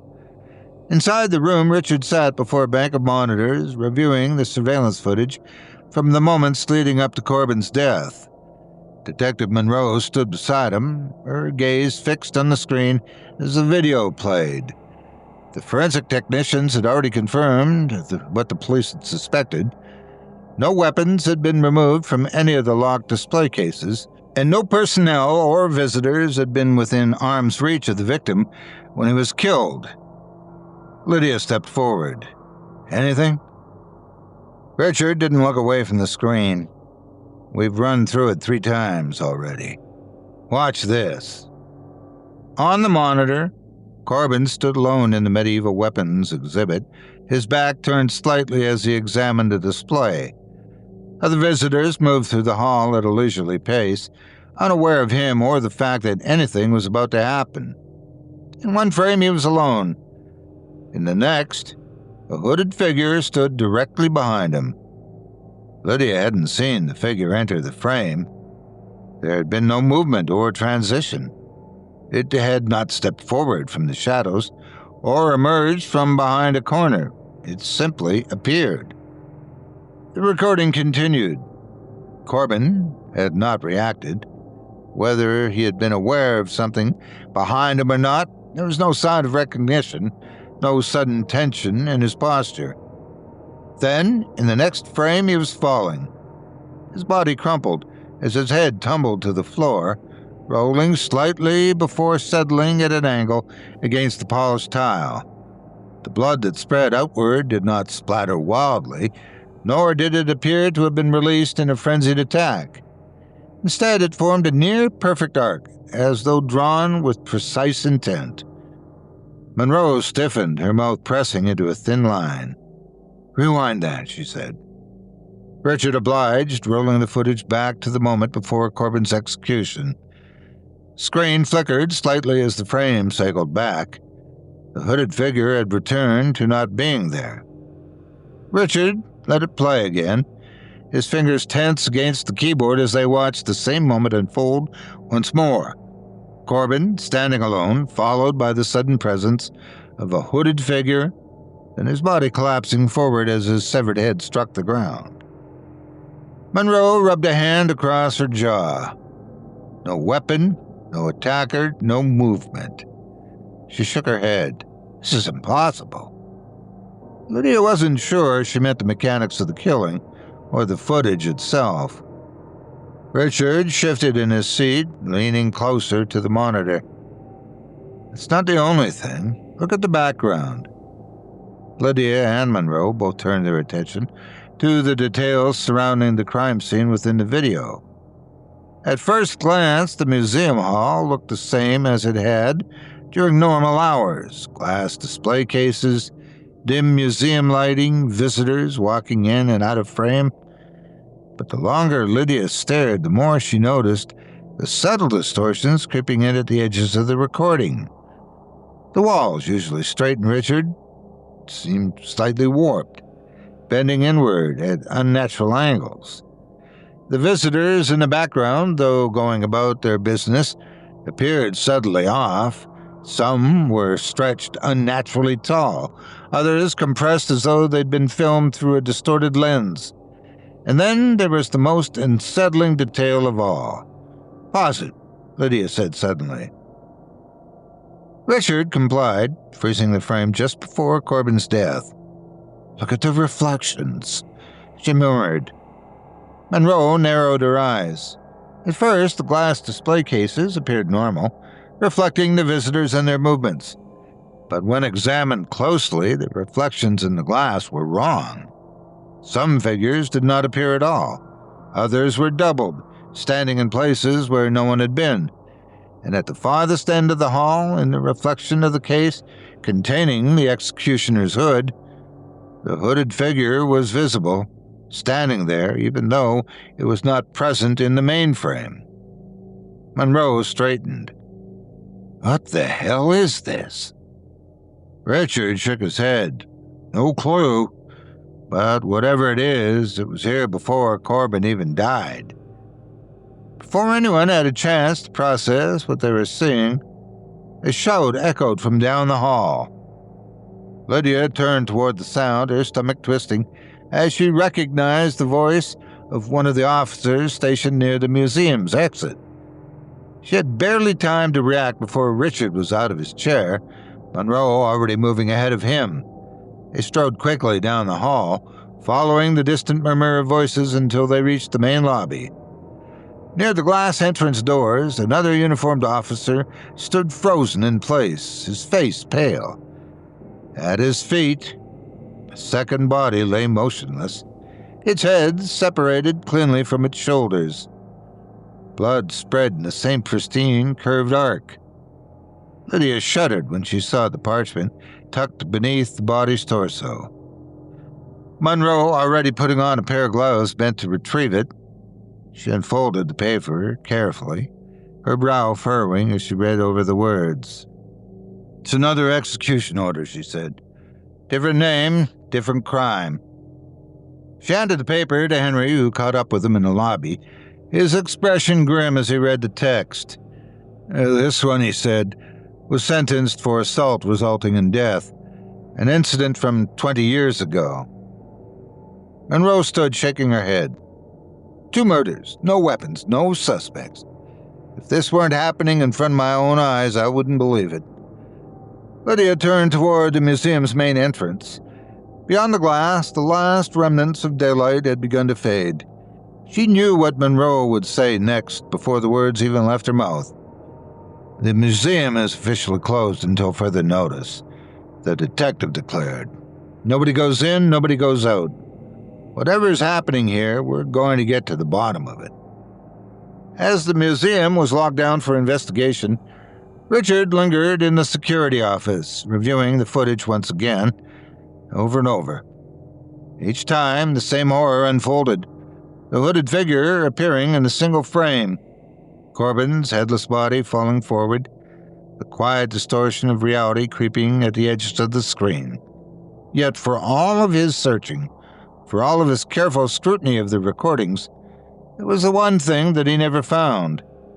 Not once, in all the hours of footage, did the hooded figure ever leave. Part 5. The museum remained closed, its halls sealed behind police barricades. Its security tightened in response to the deaths that now claimed 2 victims in less than 24 hours. Despite the lockdown, despite the forensic teams that moved methodically through the exhibits in search of answers, there was no rational explanation for what had occurred. The bodies had been found without any sign of an intruder or any indication of a physical weapon. Both executions had been precise, absent of the frenzied chaos typically associated with violent killings. Their deaths had not been spontaneous or opportunistic. They had been sentenced, each carried out with the chilling efficiency of an unseen judge and executioner. Detective Monroe had spoken to Lydia only briefly before returning to her team, frustration evident in her every movement. There was no evidence to pursue and no suspects to question. The only thing they had were the notes, written in ink that had inexorably dried centuries ago. On the first night after the lockdown, Richard remained in the security office, monitoring the museum's interior through the surveillance system. He had spent the past 6 hours cycling through footage, searching for even the slightest anomaly, some indication of movement, some detail that had been overlooked. The medieval wing, where the first death occurred, was empty. The executioner's hood remained within its glass case, its presence unchanged. The museum's dim emergency lighting cast long shadows along the tiled floors, illuminating nothing out of the ordinary. Then, at 3:14 a.m., an alert appeared on his monitor. A motion sensor had been triggered in the east corridor. Richard straightened, fingers tightening against the edge of his desk. He switched to the corresponding camera feed. The hallway appeared silent and undisturbed as usual. Yet, as he stared at the screen, a creeping dread settled into his chest. He could not explain why at first. There was no visible disturbance, no shift in the environment that would have unsettled him, but something felt wrong. It was not until he leaned closer that he noticed the change. The museum's layout had shifted. The proportions of the hallway seemed subtly off, the walls appearing narrower than they should have been, the distance between the display cases slightly elongated. It was as though the architecture itself had begun to warp, twisting at the edges of perception. A second motion alert flickered across the screen. This time it came from the main atrium. Richard switched feeds. At first, the footage showed nothing. The grand entrance stood empty, the museum's main doors locked and secured. Then a shape appeared. It did not emerge from the shadows, nor did it enter the frame from beyond the camera's range. Instead, much like the figure from the previous night, it was simply there, a dark, hooded form standing in absolute stillness. As Richard watched the feed, he noticed that the figure did not move. It made no effort to turn or step forward. Yet in the next instant, the camera flickered, and another body lay sprawled across the floor. By the time Lydia arrived, summoned by Richard's panicked phone call, the police were already on site. The third victim lay near the museum's entrance, his head separated from his body in the same precise manner as the others. The blood that pooled beneath him had formed the same meticulous arc, and as before, a parchment note had been placed beneath the corpse. Henry, pale but steady, knelt beside Monroe as he read the text aloud. "This one," he said quietly, "was guilty of aggravated assault resulting in death. 1994. So this thing's keeping records now? Lydia, standing over the body, shook her head. It's not keeping records, she said. It's following them. The museum board convened the next morning, their discussion tense and divided.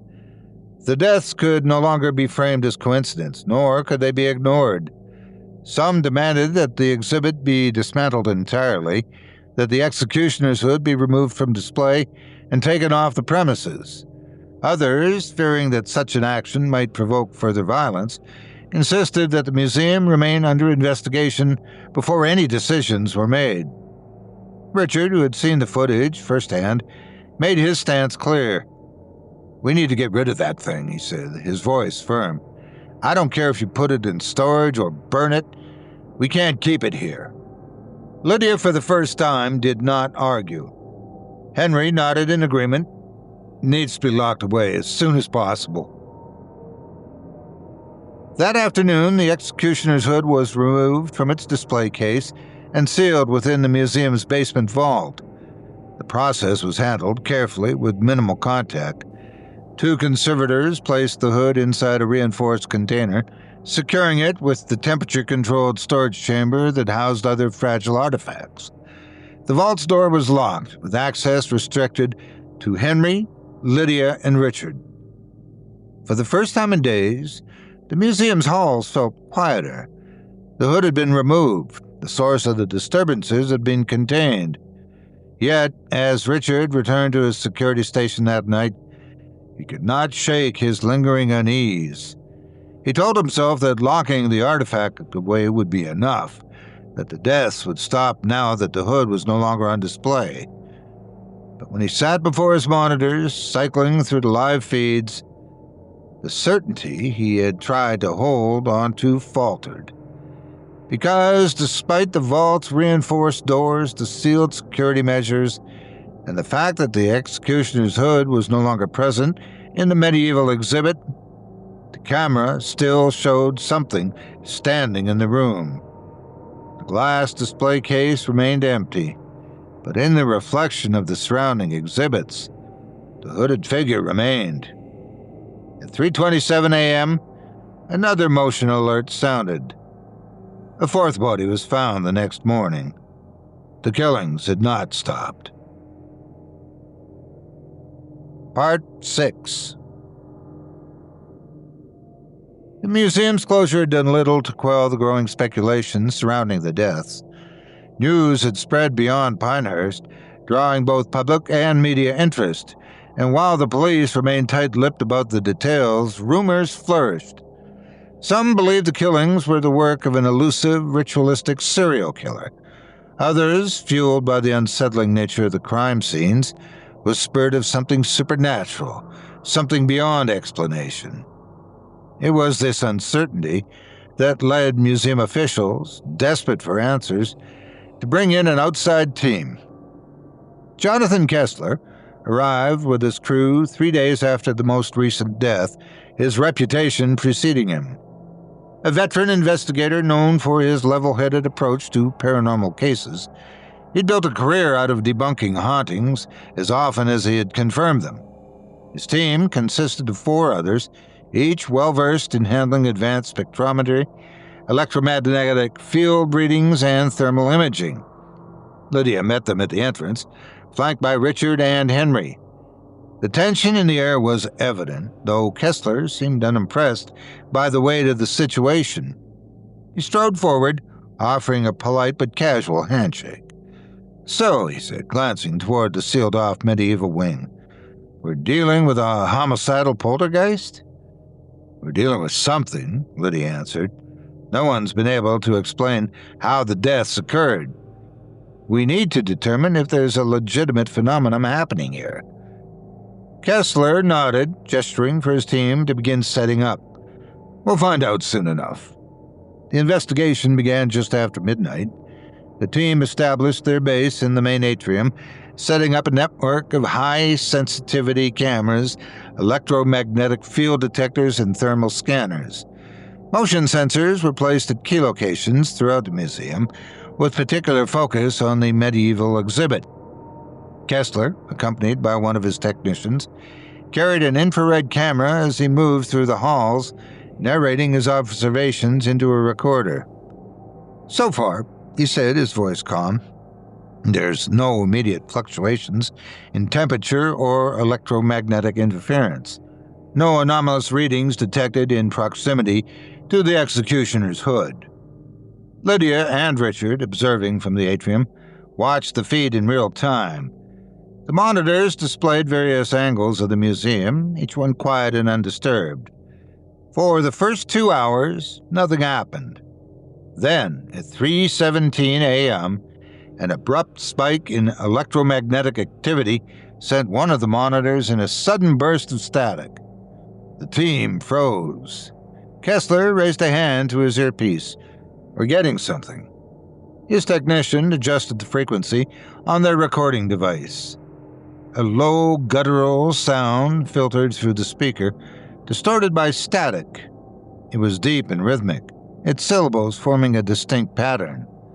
The German dialect was unmistakable. Gertikit wird Volstrik. The voice was unnaturally clear, unaffected by the usual interference that accompanied radio anomalies.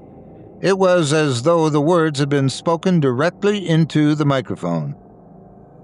Henry inhaled sharply and said, "Justice is carried out." Richard glanced toward the monitors. "Tell me that was one of you," he said into the radio. Kessler's response came quickly. "Negative. We're in the exhibit hall. There's no one else here." The static intensified for a moment, then cut out entirely. The thermal cameras, which had thus far remained clear, flashed suddenly with movement. A heat signature appeared in the medieval wing. Kessler and his team turned sharply toward the display cases. Their instruments registered an unidentified presence, but to the naked eye, the hall remained empty. The infrared scanner pulsed again. A figure registered on the screen, tall, hooded, and standing in perfect stillness. Kessler's technician swore under his breath. "It's right in front of us." Kessler, still skeptical, stepped forward. "If there's someone here, now's your chance to make an impression." The scanner blinked, once, twice, and then flatlined. The figure was gone. At 4:12 a.m., Jonathan Kessler was found dead. His body lay in the center of the museum's main hall, decapitated, the same clean arc of blood forming a near-perfect curve. The room had been monitored the entire night. No one had seen or heard anything. His team was the first to find him. One of the technicians stumbled back in shock, pressed against the wall, eyes locked on the body, as though trying to will it out of existence. Another, a woman who had been reviewing equipment logs at the time of Kessler's death, broke into a string of curses before turning toward Lydia. "We need to get the hell out of here," she said, her voice barely controlled. "Right now." Richard had already turned away, his hand pressing against his forehead as he struggled to process the scene. Henry, his face drawn and colorless, moved in slow, careful steps toward the body. A parchment note had been placed beneath Kessler's corpse. Henry retrieved it with trembling fingers, unfolding the brittle paper as his eyes moved over the faded ink. Kessler had been sentenced to death. His crime? Undisclosed abuse of children within his local church. Henry closed his eyes. His fingers clenched around the note. But his voice broke the silence. He was guilty. Richard turned toward her, his expression a mixture of disbelief and frustration. "For God's sakes, Lydia, a man just died." Lydia shook her head, rubbing her hand over her mouth before speaking again. "That's not what I mean. Every person this thing has killed, they all had skeletons in their closet, something that no one ever punished them for." Richard's features tightened. "You're saying this thing, whatever the hell it is, knows who deserves to die?" Lydia hesitated. I'm saying it believes it does. Detective Monroe arrived within the hour, her frustration barely masked as she surveyed the scene. She'd seen 2 other bodies with the same wound, the same calculated precision. But this was different. This time, a man had died while surrounded by trained professionals actively monitoring the museum. There was no rational way to explain it, no theory that made sense. Monroe turned toward Lydia, her voice low. I need you to be honest with me. Are we dealing with something supernatural here? Lydia met her gaze, the weight of everything settling in. I don't know, she admitted, but I don't think this is over. Monroe nodded. All right, she said. Then we stop waiting around for another body to show up. Whatever's doing this, we need to find a way to stop it before it strikes again. Richard, who had remained silent since Kessler's death, let out an exasperated sigh. If it's not finished, he said, then what's next? No one had an answer. Lydia turned toward the security monitors. The medieval wing remained still, undisturbed. The glass case where the executioner's hood had once been displayed remained empty. But something told her the executioner had already chosen its next victim, and it would only be a matter of time. Part 7. The morning after Jonathan Kessler's death, the museum was gripped by tension so thick it seemed to cling to every surface, filling the air with an oppressive weight that no one dared to acknowledge aloud. The news had spread quickly. By noon, the staff had gathered in the administrative wing, their voices hushed, their movements careful, as if the wrong step might somehow draw the entity's attention. Lydia sat at the head of the conference table, her fingers laced together, eyes scanning the room. Richard stood near the door, arms crossed, his usual composure strained. Henry had remained uncharacteristically silent as he turned the same sheet of translated parchment over in his hands. The discussion, when it finally began, fractured the room. There's no other explanation, one of the museum's senior researchers said, his voice tight with conviction. This thing, it's targeting people. It knows who they are and what they've done. Every single person it's killed was guilty of something. Well, that doesn't mean we ought to let it sit here and let it keep going, Richard snapped. We don't even know what the hell we're dealing with. We can't assume it's following some kind of moral code. A junior archivist, her face pale, hesitated before speaking. But what if it is? Richard turned to her sharply. Huh? She swallowed. What if it really is only executing people who deserve it? Well, Richard shook his head. You don't get to decide who deserves to die, and neither does this thing. The argument escalated from there. Some believed they were dealing with an entity that operated within a framework of justice, enforcing laws long abandoned by the mortal world.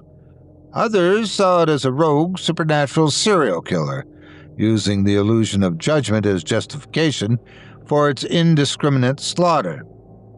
Lydia, unwilling to entertain either extreme, raised a hand for silence.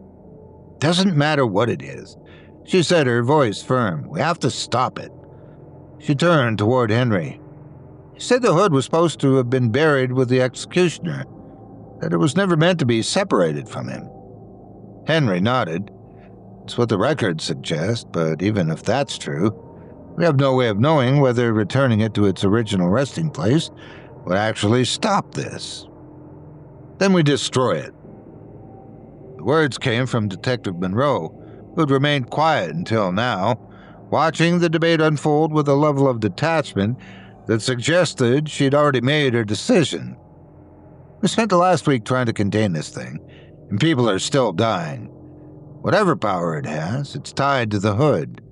So we destroy it. The room fell silent. Richard nodded grimly. Fine. Let's end this. That afternoon, in a secured underground chamber of the museum, the executioner's hood was subjected to destruction. The first attempt was fire. The fabric, aged by centuries, should have ignited instantly. Instead, it remained untouched, the flames curling around it as if repelled by something unseen. The temperatures climbed, the air in the chamber growing thick with heat, but the hood did not burn. The second attempt involved industrial-grade acid. The conservation team, working with chemical compounds meant to dissolve organic material, coated the hood in a concentrated solution and left it to sit. When they returned an hour later, the acid had eaten through the metal of the containment tray beneath it, but the fabric itself was entirely intact. By the third attempt, desperation had begun to set in.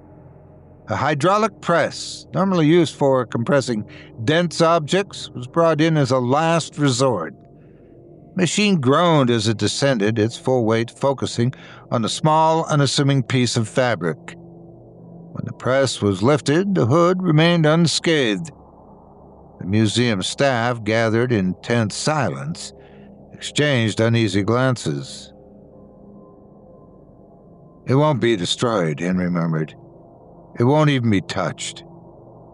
It was only a matter of hours before the museum's fate was sealed. The board members, museum officials, and local authorities convened for an emergency meeting. The conclusion was unanimous. The hood could not be left in public view. If it could not be destroyed, it had to be buried, sealed in a place where it would never be found. As the meeting adjourned and the eerie stillness settled over the museum, the decision had been made. And then, one final execution took place. The last victim was a man in his late 50s, who'd entered the museum without permission.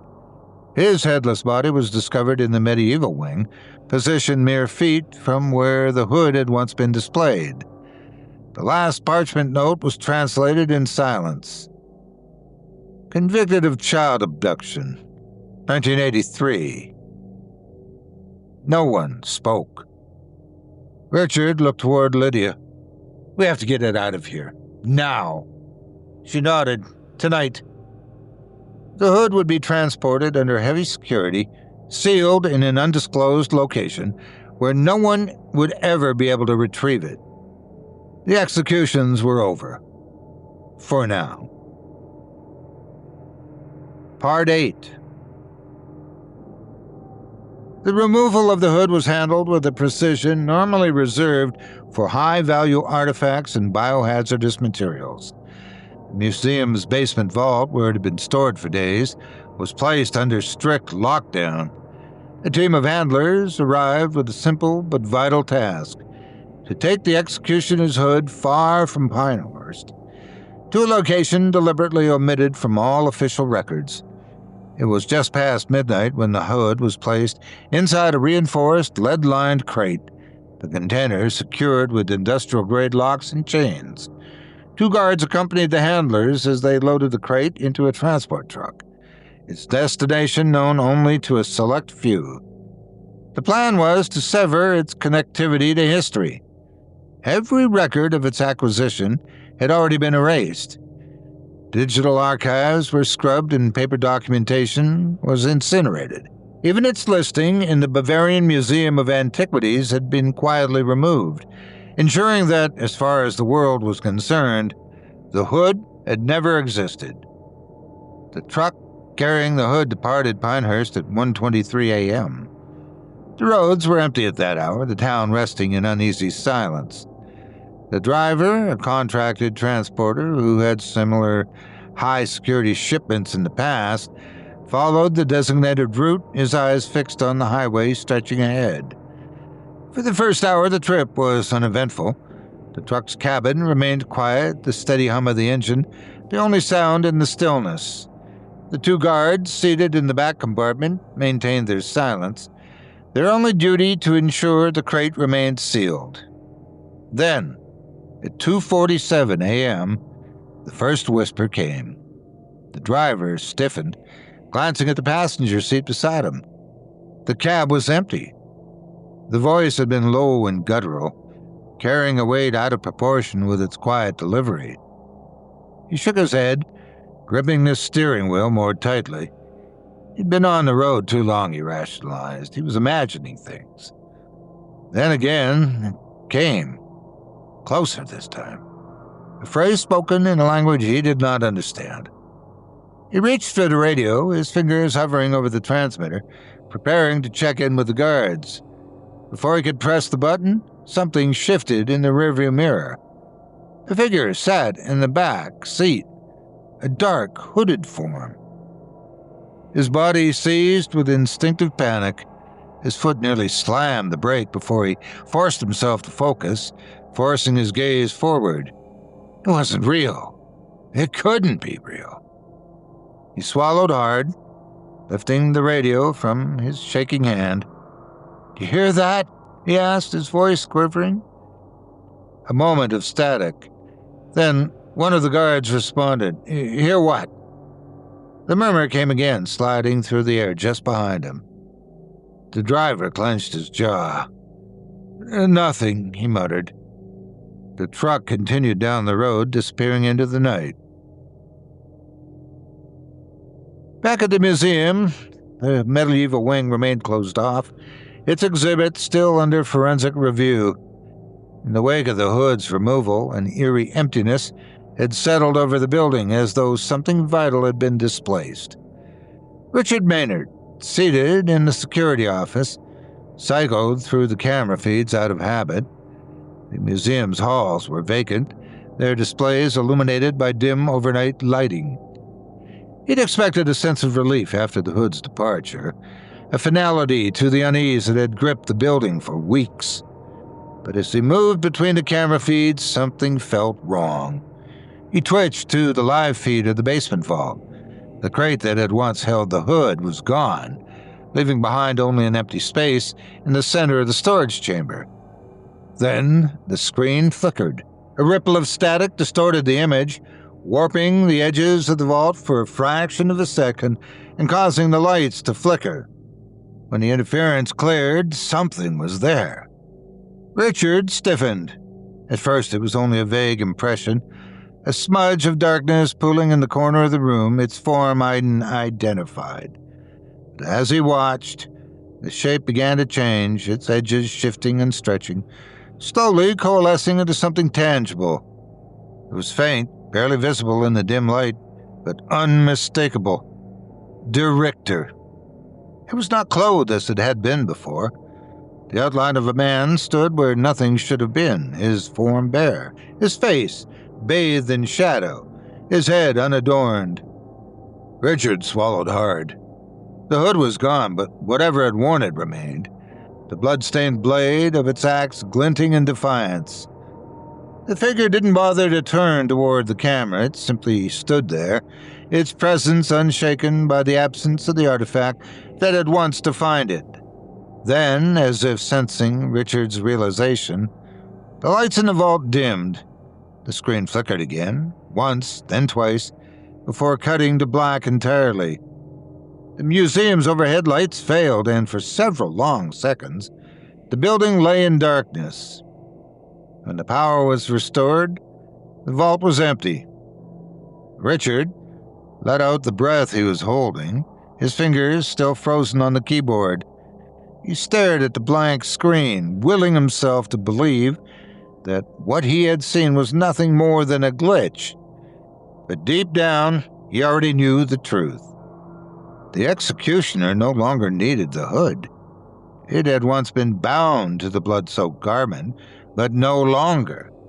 In a desperate attempt to stop the killings, the well-intentioned but overzealous museum staff had severed those bonds. And in doing so, rather than imprison it, they had set it free.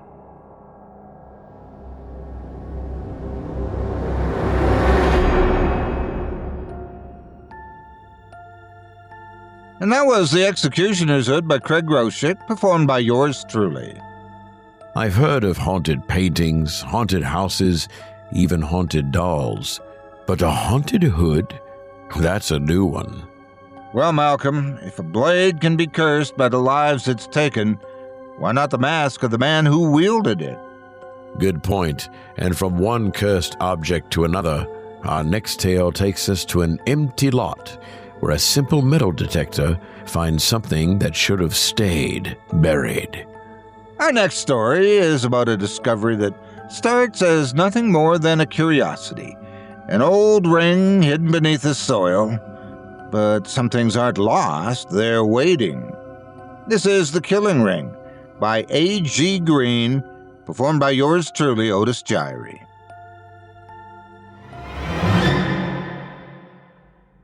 Part 1. I never wanted a hobby. Hobbies cost money, and in my house, money always found its way into Nathan's beer fund before it ever reached me. But I needed something to get me out of the house, away from the nights of shouting and breaking glass. Metal detecting became my excuse. It didn't take much. A second-hand detector I bought with birthday money, a cheap shovel, and a willingness to walk for hours through empty fields, forgotten lots, and abandoned properties. I rarely found anything valuable. Old nails, bottle caps, the occasional rusted coin. But none of that mattered. What mattered was that out here, I didn't have to hear Nathan's voice. That evening, I was scanning an empty lot a few blocks away from the neighborhood. It had been abandoned for as long as I could remember. Nothing but dry grass and weeds, an occasional tree breaking through the cracked soil. People said it had been farmland a century ago, but now it was just wasted space. The perfect place to kill time. The detector beeped. I stopped and swept the coil over the area again. Another beep.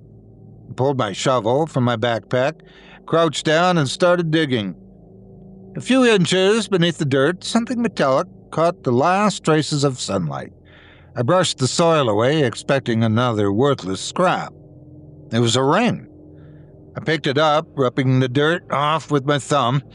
It was old, silver but tarnished to a dull gray. It had no engravings or gemstones. By all appearances, it was a plain, unadorned band. It certainly didn't look like much, but something about it felt different. I turned it over in my hand, examining it more closely. Then, without thinking much about it, I slid it onto my finger. An unexpected warmth spread through my chest, radiating outward. It wasn't hot or uncomfortable, but I noticed it immediately, like I'd stepped into sunlight after being in the shade too long. I flexed my fingers. The ring fit perfectly. I stood there a little longer, watching the way the metal reflected the fading light. The moment passed, and I shoved my shovel back into my backpack and started walking home. The trailer was quiet when I stepped inside. That meant Nathan wasn't home yet. One of the good nights. Mom sat curled on the couch watching some home renovation show. She glanced up when she saw me. "You're back early." "Yeah," I said, kicking off my shoes.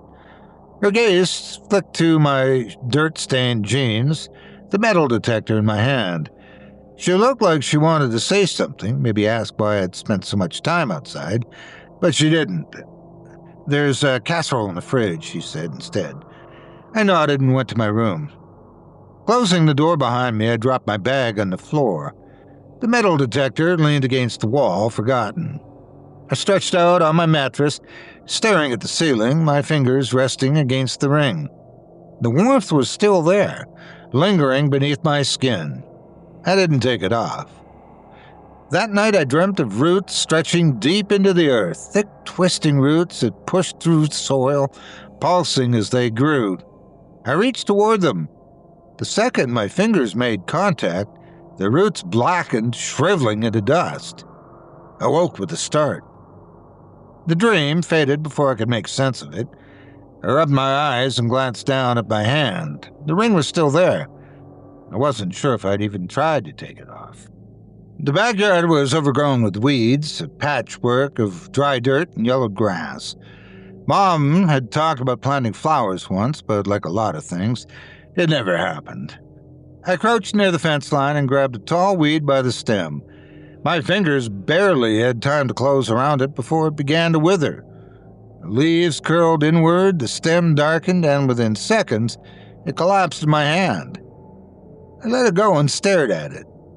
The warmth of my chest flared again, stronger this time, and I reached for another weed. The moment I touched it, it died just as quickly. The faint tingle ran through my fingers, spreading through my arm. I ripped the ring off, and the sensation stopped immediately. The backyard was quiet, the weeds shifting in the morning breeze. All of them were untouched, except for the two I just killed. This wasn't a coincidence. I didn't know what I'd found in that empty lot, but I knew one thing for sure. It wasn't just a ring. Part 2. The ring sat at my desk for most of the day. I told myself I wasn't afraid of it, but I avoided touching it all the same. Every time I glanced at it, I thought of the way the weeds had crumbled in my fingers, the sensation of their life draining away, that brief electric warmth that had spread through me after each one. By evening, my curiosity outweighed my hesitation. I picked up the ring and slid it back onto my finger. The warmth returned immediately, subtle but noticeable, like a current running just beneath my skin. I needed to test it again. There were more weeds in the backyard. I crouched near a patch of them, reaching out deliberately this time. My fingers closed around a thick stem, and within seconds, the plant withered. The process was smooth and silent, as if the life had been pulled from it. I tried another, then another. Each one shriveled the moment I touched it. I sat back on my heels, staring at my hand. This wasn't just some strange reaction. This wasn't normal. I turned my palm over, studying it. Skin looked the same as always. There was no discoloration or visible change. The only difference was the ring. And it was then that I realized it wasn't just killing things. It was feeding me. Each time I touched a plant, the warmth of my chest flared up like I'd been absorbing what had been taken.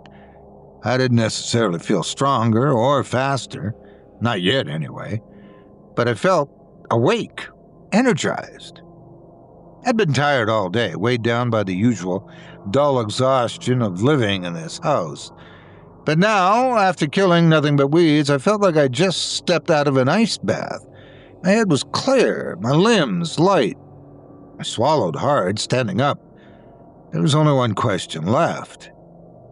Would it work on something conscious? My stomach twisted at the thought. I looked toward the fence line, where a few birds pecked at the ground. A squirrel darted along the wooden panels, its tail twitching. I clenched my hand into fists. No, I wasn't going to do that. I wasn't a monster. I pulled the ring off again, shoving it into my pocket. Even as I walked inside, I knew I had only scratched the surface of what it could do. The next few days passed in a haze. I kept the ring in my pocket most of the time, but I couldn't stop thinking about it. In quiet moments, I would roll it between my fingers, feeling its weight, and a slight hum beneath the metal. I kept testing it, always on plants, never on anything with a heartbeat. I killed blades of grass, flower petals, stems of ivy that climbed the telephone poles. The results were always the same: instant decay. I had enough proof to know the ring was dangerous, but a part of me wanted to go further. I thought about the dogs that wandered the neighborhood, the stray cats that darted between fences. Could I do it? Could I bring myself to touch something that would feel itself dying? Every time I got close, I stopped myself. Not yet. It happened by accident. I was metal detecting again, walking near the edge of an old park. The sun was low in the sky, casting long shadows along the ground. I wasn't paying attention when I stepped too close to the road, and a car screeched to a stop just inches from my leg. I jumped back just in the nick of time. A man climbed out, cursing. He was late 20s, maybe older. He was broad-shouldered and red-faced, the kind of guy who didn't look like he had a lot of patience. "What the hell's wrong with you?" he snapped, slamming his car door shut. "Sorry," I muttered, gripping my metal detector tightly. "You're damn right you're sorry." He took a step toward me. "Pay attention before you get yourself killed." I nodded, trying to step around him, but he moved closer. "You got a problem?" he asked. He reeked of beer. "No," I said quickly. He shoved me and closed his fingers tightly around my arm, gripping my sleeve. My body reacted before my mind did. I twisted, my hand coming up in a quick, instinctive movement, and my fingers brushed his wrist. The change was immediate. His grip on me slackened, his face contorted, eyes going wide as his skin paled to an unnatural gray. His mouth opened, but no sound came out. His body locked up for a brief, horrifying second, and then he collapsed. Warmth surged through me, stronger than ever. A rush of something electric, something blissful, euphoric even. I stumbled back, staring at him. He wasn't moving. His chest didn't rise. His fingers didn't twitch. His eyes, still frozen in that wide, startled expression, stared at nothing. He was dead. I had killed him. I staggered back another step. My arms felt lighter, my whole body filled with something sharp and buzzing, like adrenaline.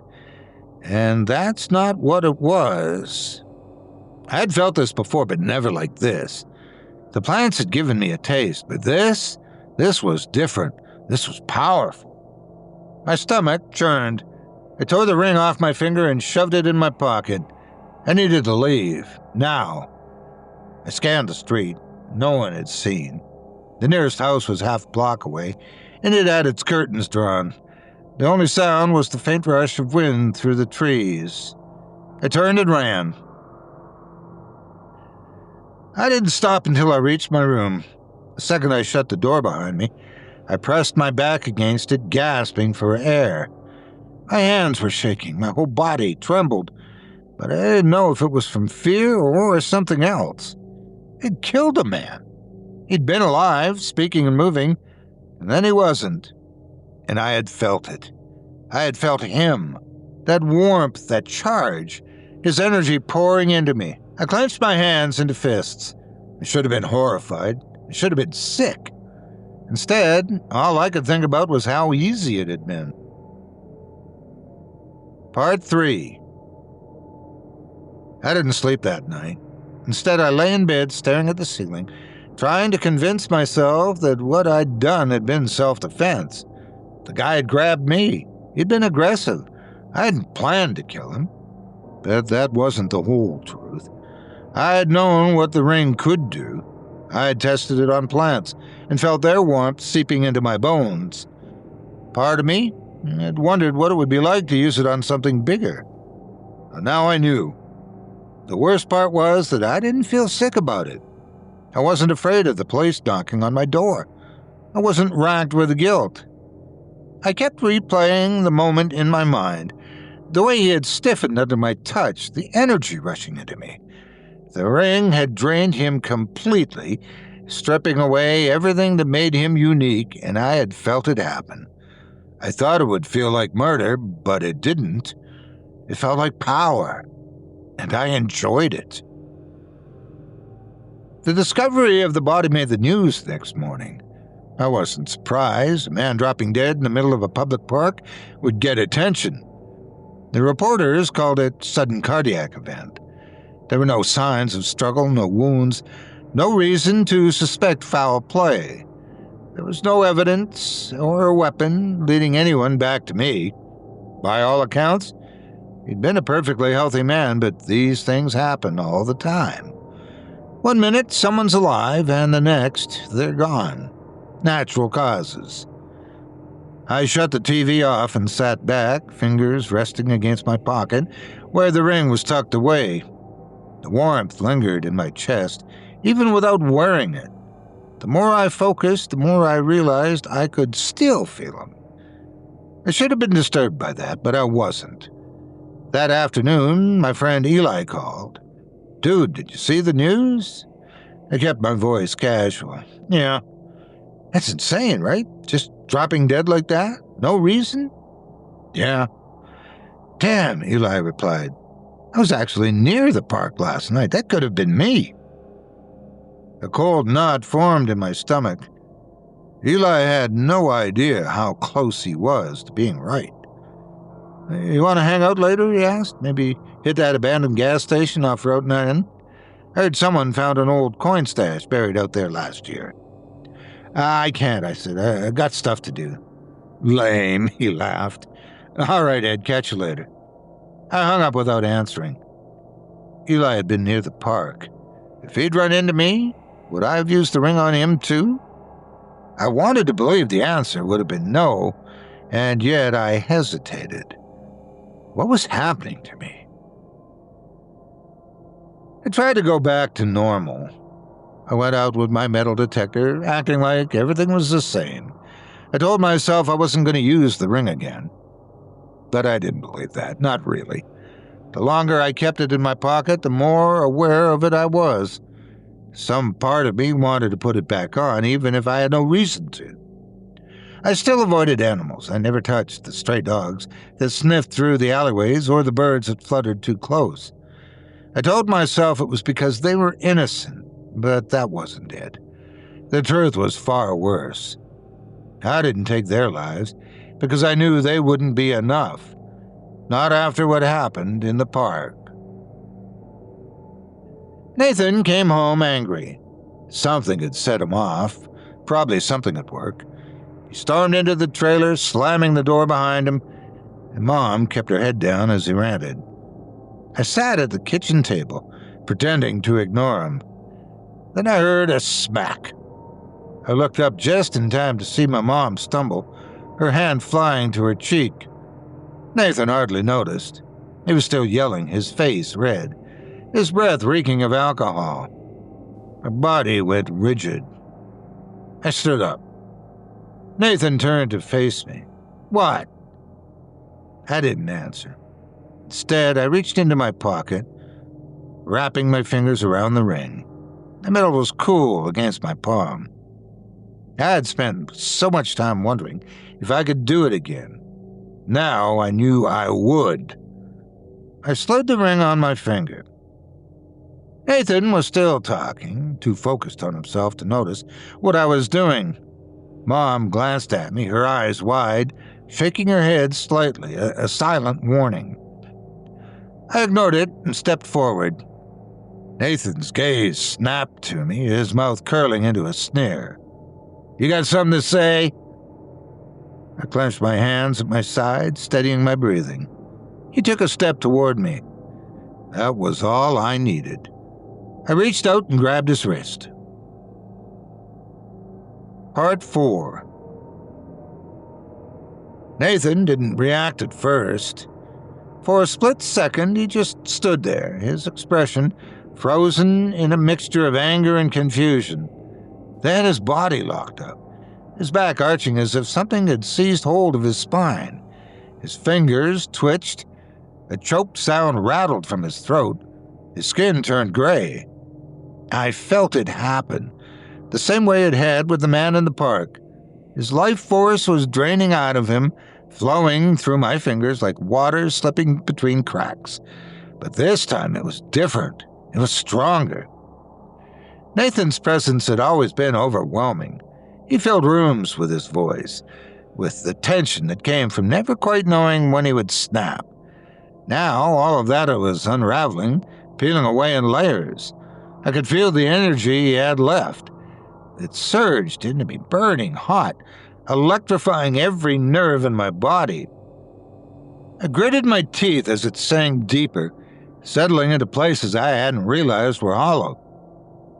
Her lips parted in a silent scream and his knees buckled. I let go. Nathan collapsed to the floor. His chest didn't rise, his fingers didn't curl. His open eyes stared at the ceiling, unfocused. I took a step back, my hands tingling. The warmth inside me was overwhelming. It was done. I'd killed him. Mom didn't move for a long time. She stood with her arms wrapped around herself, her lips quivering slightly. I expected her to look at me with horror, to scream, to cry. She did none of those things. Instead, her eyes flicked between me and Nathan's body. Her mouth opened and then closed. Finally, she sat down in one of the kitchen chairs and buried her face in her hands. I waited for her to say something, to tell me I had made a mistake, that I'd done something unforgivable. But the words never came. "Mom," I said quietly. Her shoulders trembled. I stepped closer. Are you sure he's dead?" she said, interrupting me. Her voice was raw and hoarse. I hesitated. "Yes." She nodded slowly. She didn't ask how. She didn't even look at the ring. Then she started to cry. Not the kind of sobs I'd heard before, the desperate, muffled ones she'd made when she thought no one could hear. These were different, quieter, shallow, as if she didn't know how to process what had just happened. I stood there waiting. After a few minutes, she wiped the tears from her face and looked at me, her expression blank. "We have to move him," she said. I thought she'd panic or argue, that she would insist on calling someone, or explaining what happened. Instead, she helped me drag his body to the basement. Nathan had always been heavy, but now he felt like dead weight in the truest sense of the phrase. His limbs sagged, his head lolled, his skin was cold. Mom didn't look at him once as we worked. When we finally got him down the steps, she stepped back, gripping the railing for support. She was pale, her hands shaking. "We'll say he was drunk," she murmured, "that he fell." I nodded. I could still feel his energy inside me. It hadn't faded or diminished at all. If anything, it had rooted itself deeper. I thought killing Nathan would feel like revenge, like justice. Again, it felt like power. I knew then I would do it again. I had to, and nothing was going to stop me. The next morning, Mom called the police. She was good at sounding frantic, at weaving just enough truth into the lie to make it believable. She told the cops she'd found Nathan at the bottom of the basement stairs when she woke up, that she had tried to shake him awake before realizing he wasn't breathing. The officers bought it. Nathan had been a drunk. He had a history of stumbling home late, knocking things over, and waking up with bruises he didn't remember getting. No one questioned it. By the afternoon, the body was gone. Just like that, he'd been erased. That night, Mom sat at the kitchen table, staring at the blank space where Nathan's chair used to be. She had scarcely spoken all day. I watched her from the doorway, waiting for her to say something, anything. I expected a conversation about what I had done, about what would happen next. Instead, she sighed and rubbed her temples. "We're free," she whispered. The words didn't sound happy. I stepped into the room. "Are you okay?" She nodded, but I didn't believe her. For the first time, I wondered what she would do if she knew the truth, if she knew I had killed him with a touch. Would she still look at me the same way?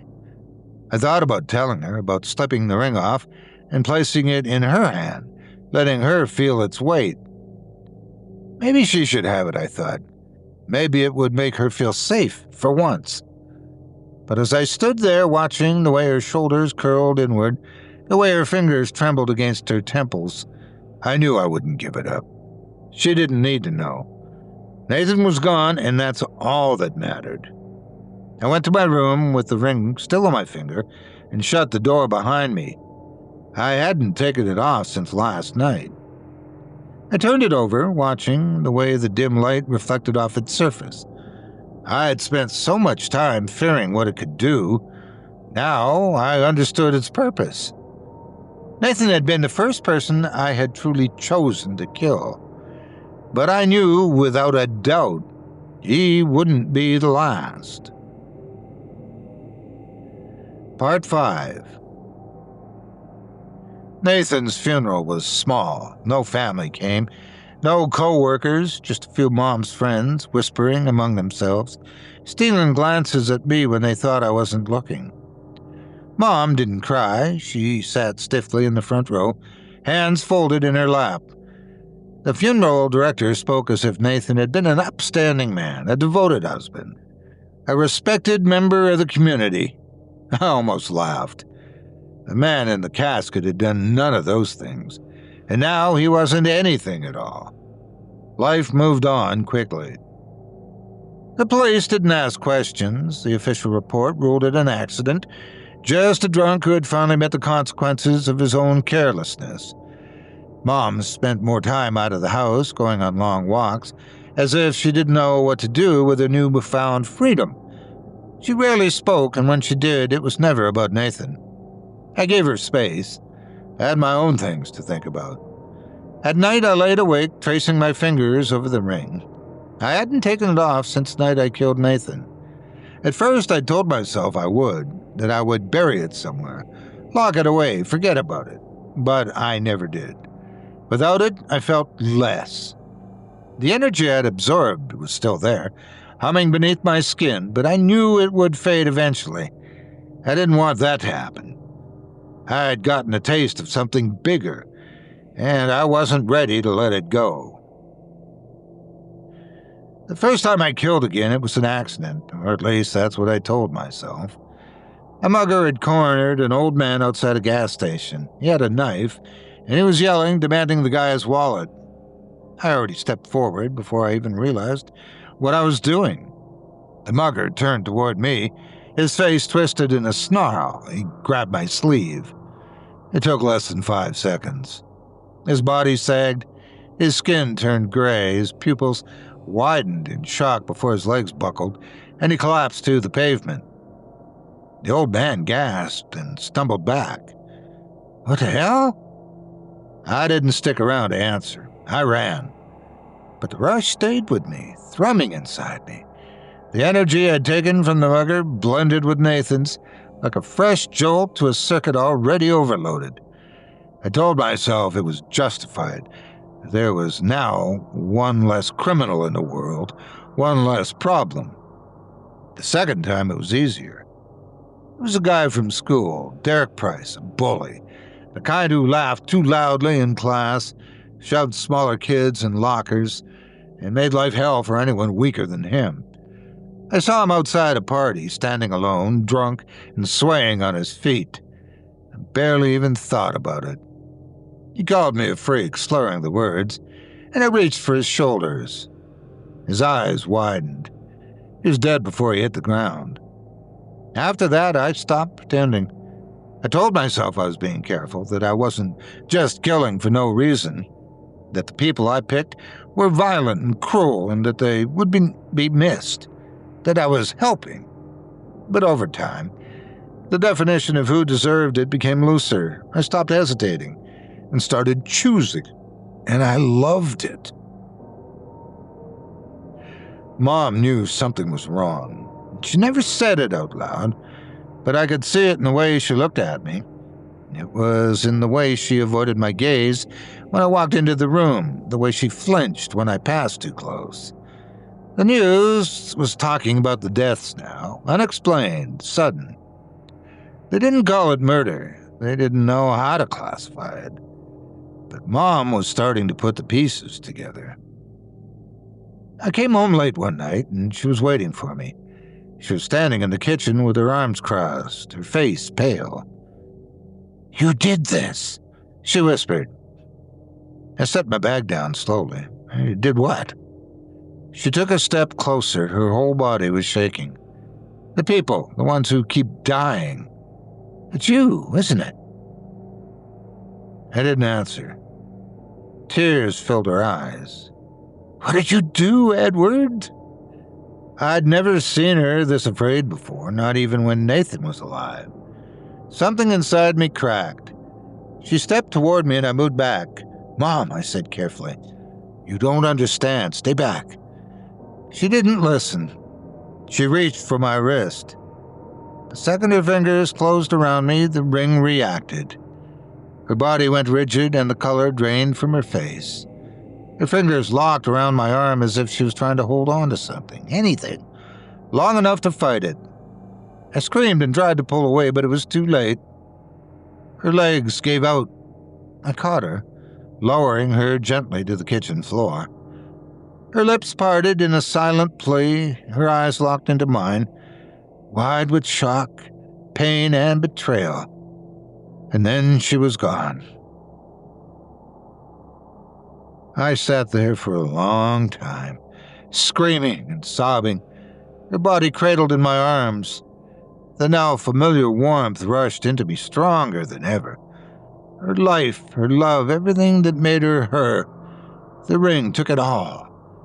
Her kindness, her patience, her quiet strength.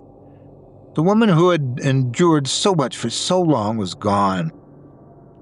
I felt her energy seep into my skin, filling me with something massive, something at once horrifying, unbearable, soul-crushing, and magnificent. It made me sick. I had killed Nathan without hesitation. I had killed strangers without guilt. But this was different. This was Mom. I looked down at my hands, at the ring that still sat snugly on my finger. I'd convinced myself I was in control, but I had been wrong. I had never been in control at all. Part 6. I don't know how long I sat there before I finally moved. Gently, I brushed a strand of hair from my mother's face. She looked peaceful, like she was sleeping. I stood up, unsteady on my feet. The ring was still snug on my finger. I stared at it, my stomach twisting, and looked again at the woman who had birthed me, cared for me, taught me everything I knew. And she wasn't coming back. I vomited over and over again, until there was nothing left, until I was reduced to a sobbing, hyperventilating shell of a man, writhing in agony on the kitchen floor.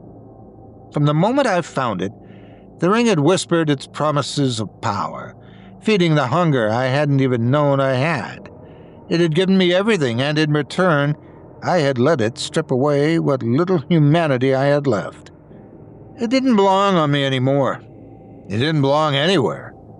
It was too much power for anyone to hold, let alone me, especially me. The bridge was empty this time of night. I stood at the edge, looking down at the black water below. The ring still hummed against my skin, its warmth flickering like dying embers. I knew what it wanted. It wanted me to keep going, to take more, to become something worse than I already was. Maybe, if I had never killed Mom, I would have listened. But I had, and there was no coming back from that. I took a deep breath, slid the ring from my finger, and hurled it into the water. I expected to feel something as it vanished beneath the surface.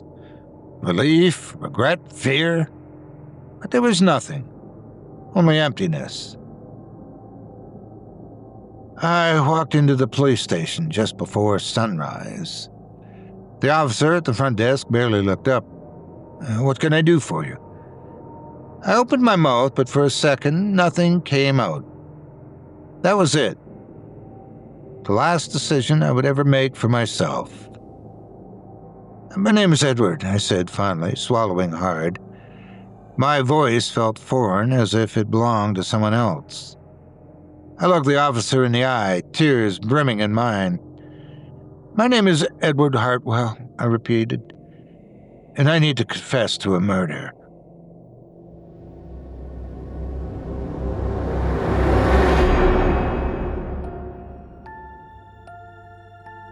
And that was The Killing Ring by A.G. Greene, performed by yours truly. You ever hear the phrase, finders keepers, losers weepers? I think this story just proved that sometimes the losers are the lucky ones. Exactly, Malcolm. Some things are meant to be forgotten. Thank you, my friends, for joining us tonight. Whether you were listening safely from your bed or wondering if something is listening back. If tonight's tales left you craving more, we've got plenty where those came from. For just $7.99 a month, you can unlock extended episodes, exclusive content, and ad-free horror that keeps the nightmares coming.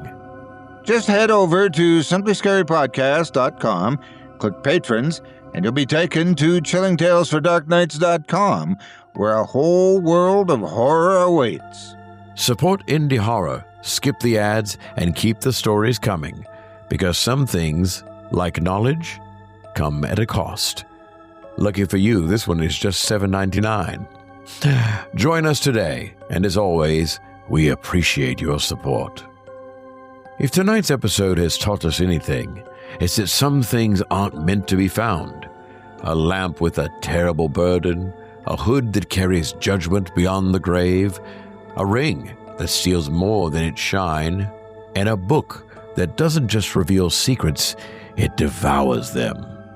The past is never truly gone, and if you're not careful, it may just come looking for you. If you haven't yet, be sure to subscribe to our parent channel, Chilling Tales for Dark Nights on YouTube, and tap that bell icon so you never miss an episode. Once you're there, you'll have access to a vast library of terrifying tales just like the ones we shared tonight. And if you're still hungry for more, check out my other podcast, Otis Jiry's Tales from Duskwood, where I bring you even more chilling stories every Wednesday night. You can find it on YouTube, Spotify, or wherever you get your favorite podcasts. We've covered some unsettling ground tonight: cursed objects, unfinished business, knowledge that demands a price, and judgments that never fade. But no matter where horror takes us, one truth remains: some things aren't meant to be understood. And sometimes, the most dangerous thing you can do is ask questions. That's right, Otis. But one question you do want to ask, dear listener, is where you can hear more delightfully disturbing tales. And we've got the answer to that. If you don't want to miss out on more spine-tingling tales, just follow Chilling Tales for Dark Nights on social media, Twitter, Facebook, and Instagram. There you can stay up to date on new releases, interact with fellow horror fans, and maybe even find a few clues about what's coming next. And if you want to chat with me directly, I'd love to hear from you. Look me up on social media and let me know what you thought of tonight's episode. If you came across an ancient book, an old hood, or a forgotten ring, would you walk away? Or would you, like our poor protagonists, take your chances? And last but not least, let's not forget the incredible authors behind tonight's stories. They're the ones who keep us checking over our shoulders, questioning what we think we know, and hesitating before picking up that one object that just seems out of place. Visit their websites, support their work, and keep independent horror alive. Well, my friend, that's it for tonight. If we've learned anything, it's that sometimes the dead don't stay buried. Sometimes the past refuses to be forgotten. And sometimes, when something ancient whispers words of wisdom to you, the worst thing you can do is listen. Until next time, stay sharp, stay safe, and most importantly, stay scared. Sweet dreams, listeners, sweet dreams. Thanks for listening. You've been listening to Scary Stories Told in the Dark, a production of Chilling Entertainment and the creative team at Chilling Tales for Dark Nights, and a proud member of the Simply Scary Podcasts network. Visit simplyscarypodcast.com today to learn more about our network and our other amazing storytelling programs. Tonight's program was hosted, and its featured stories performed by yours truly, Otis Jiry. Selected stories have been adapted with the kind permission of their respective authors.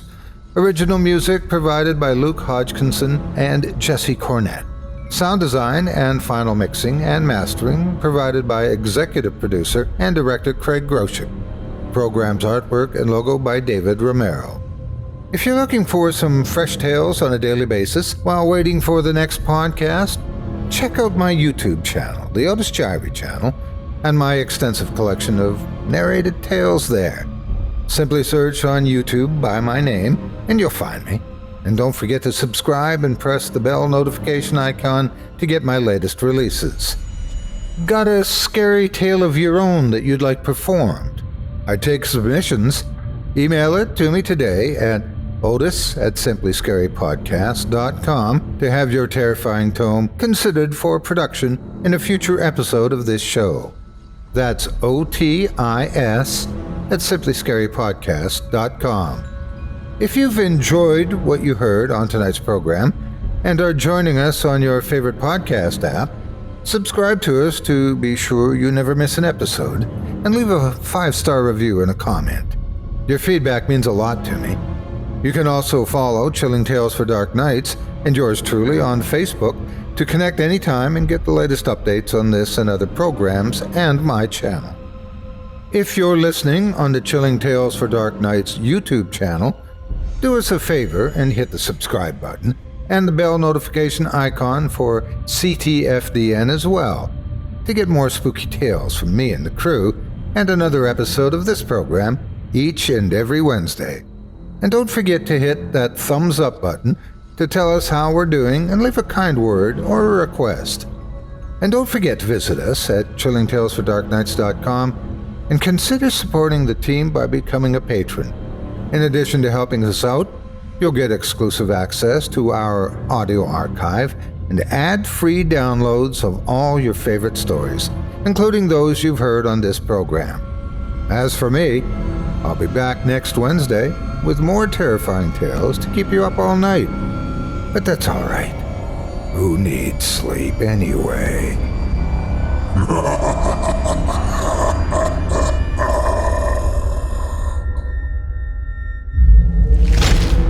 Chilling Tales for Dark Nights.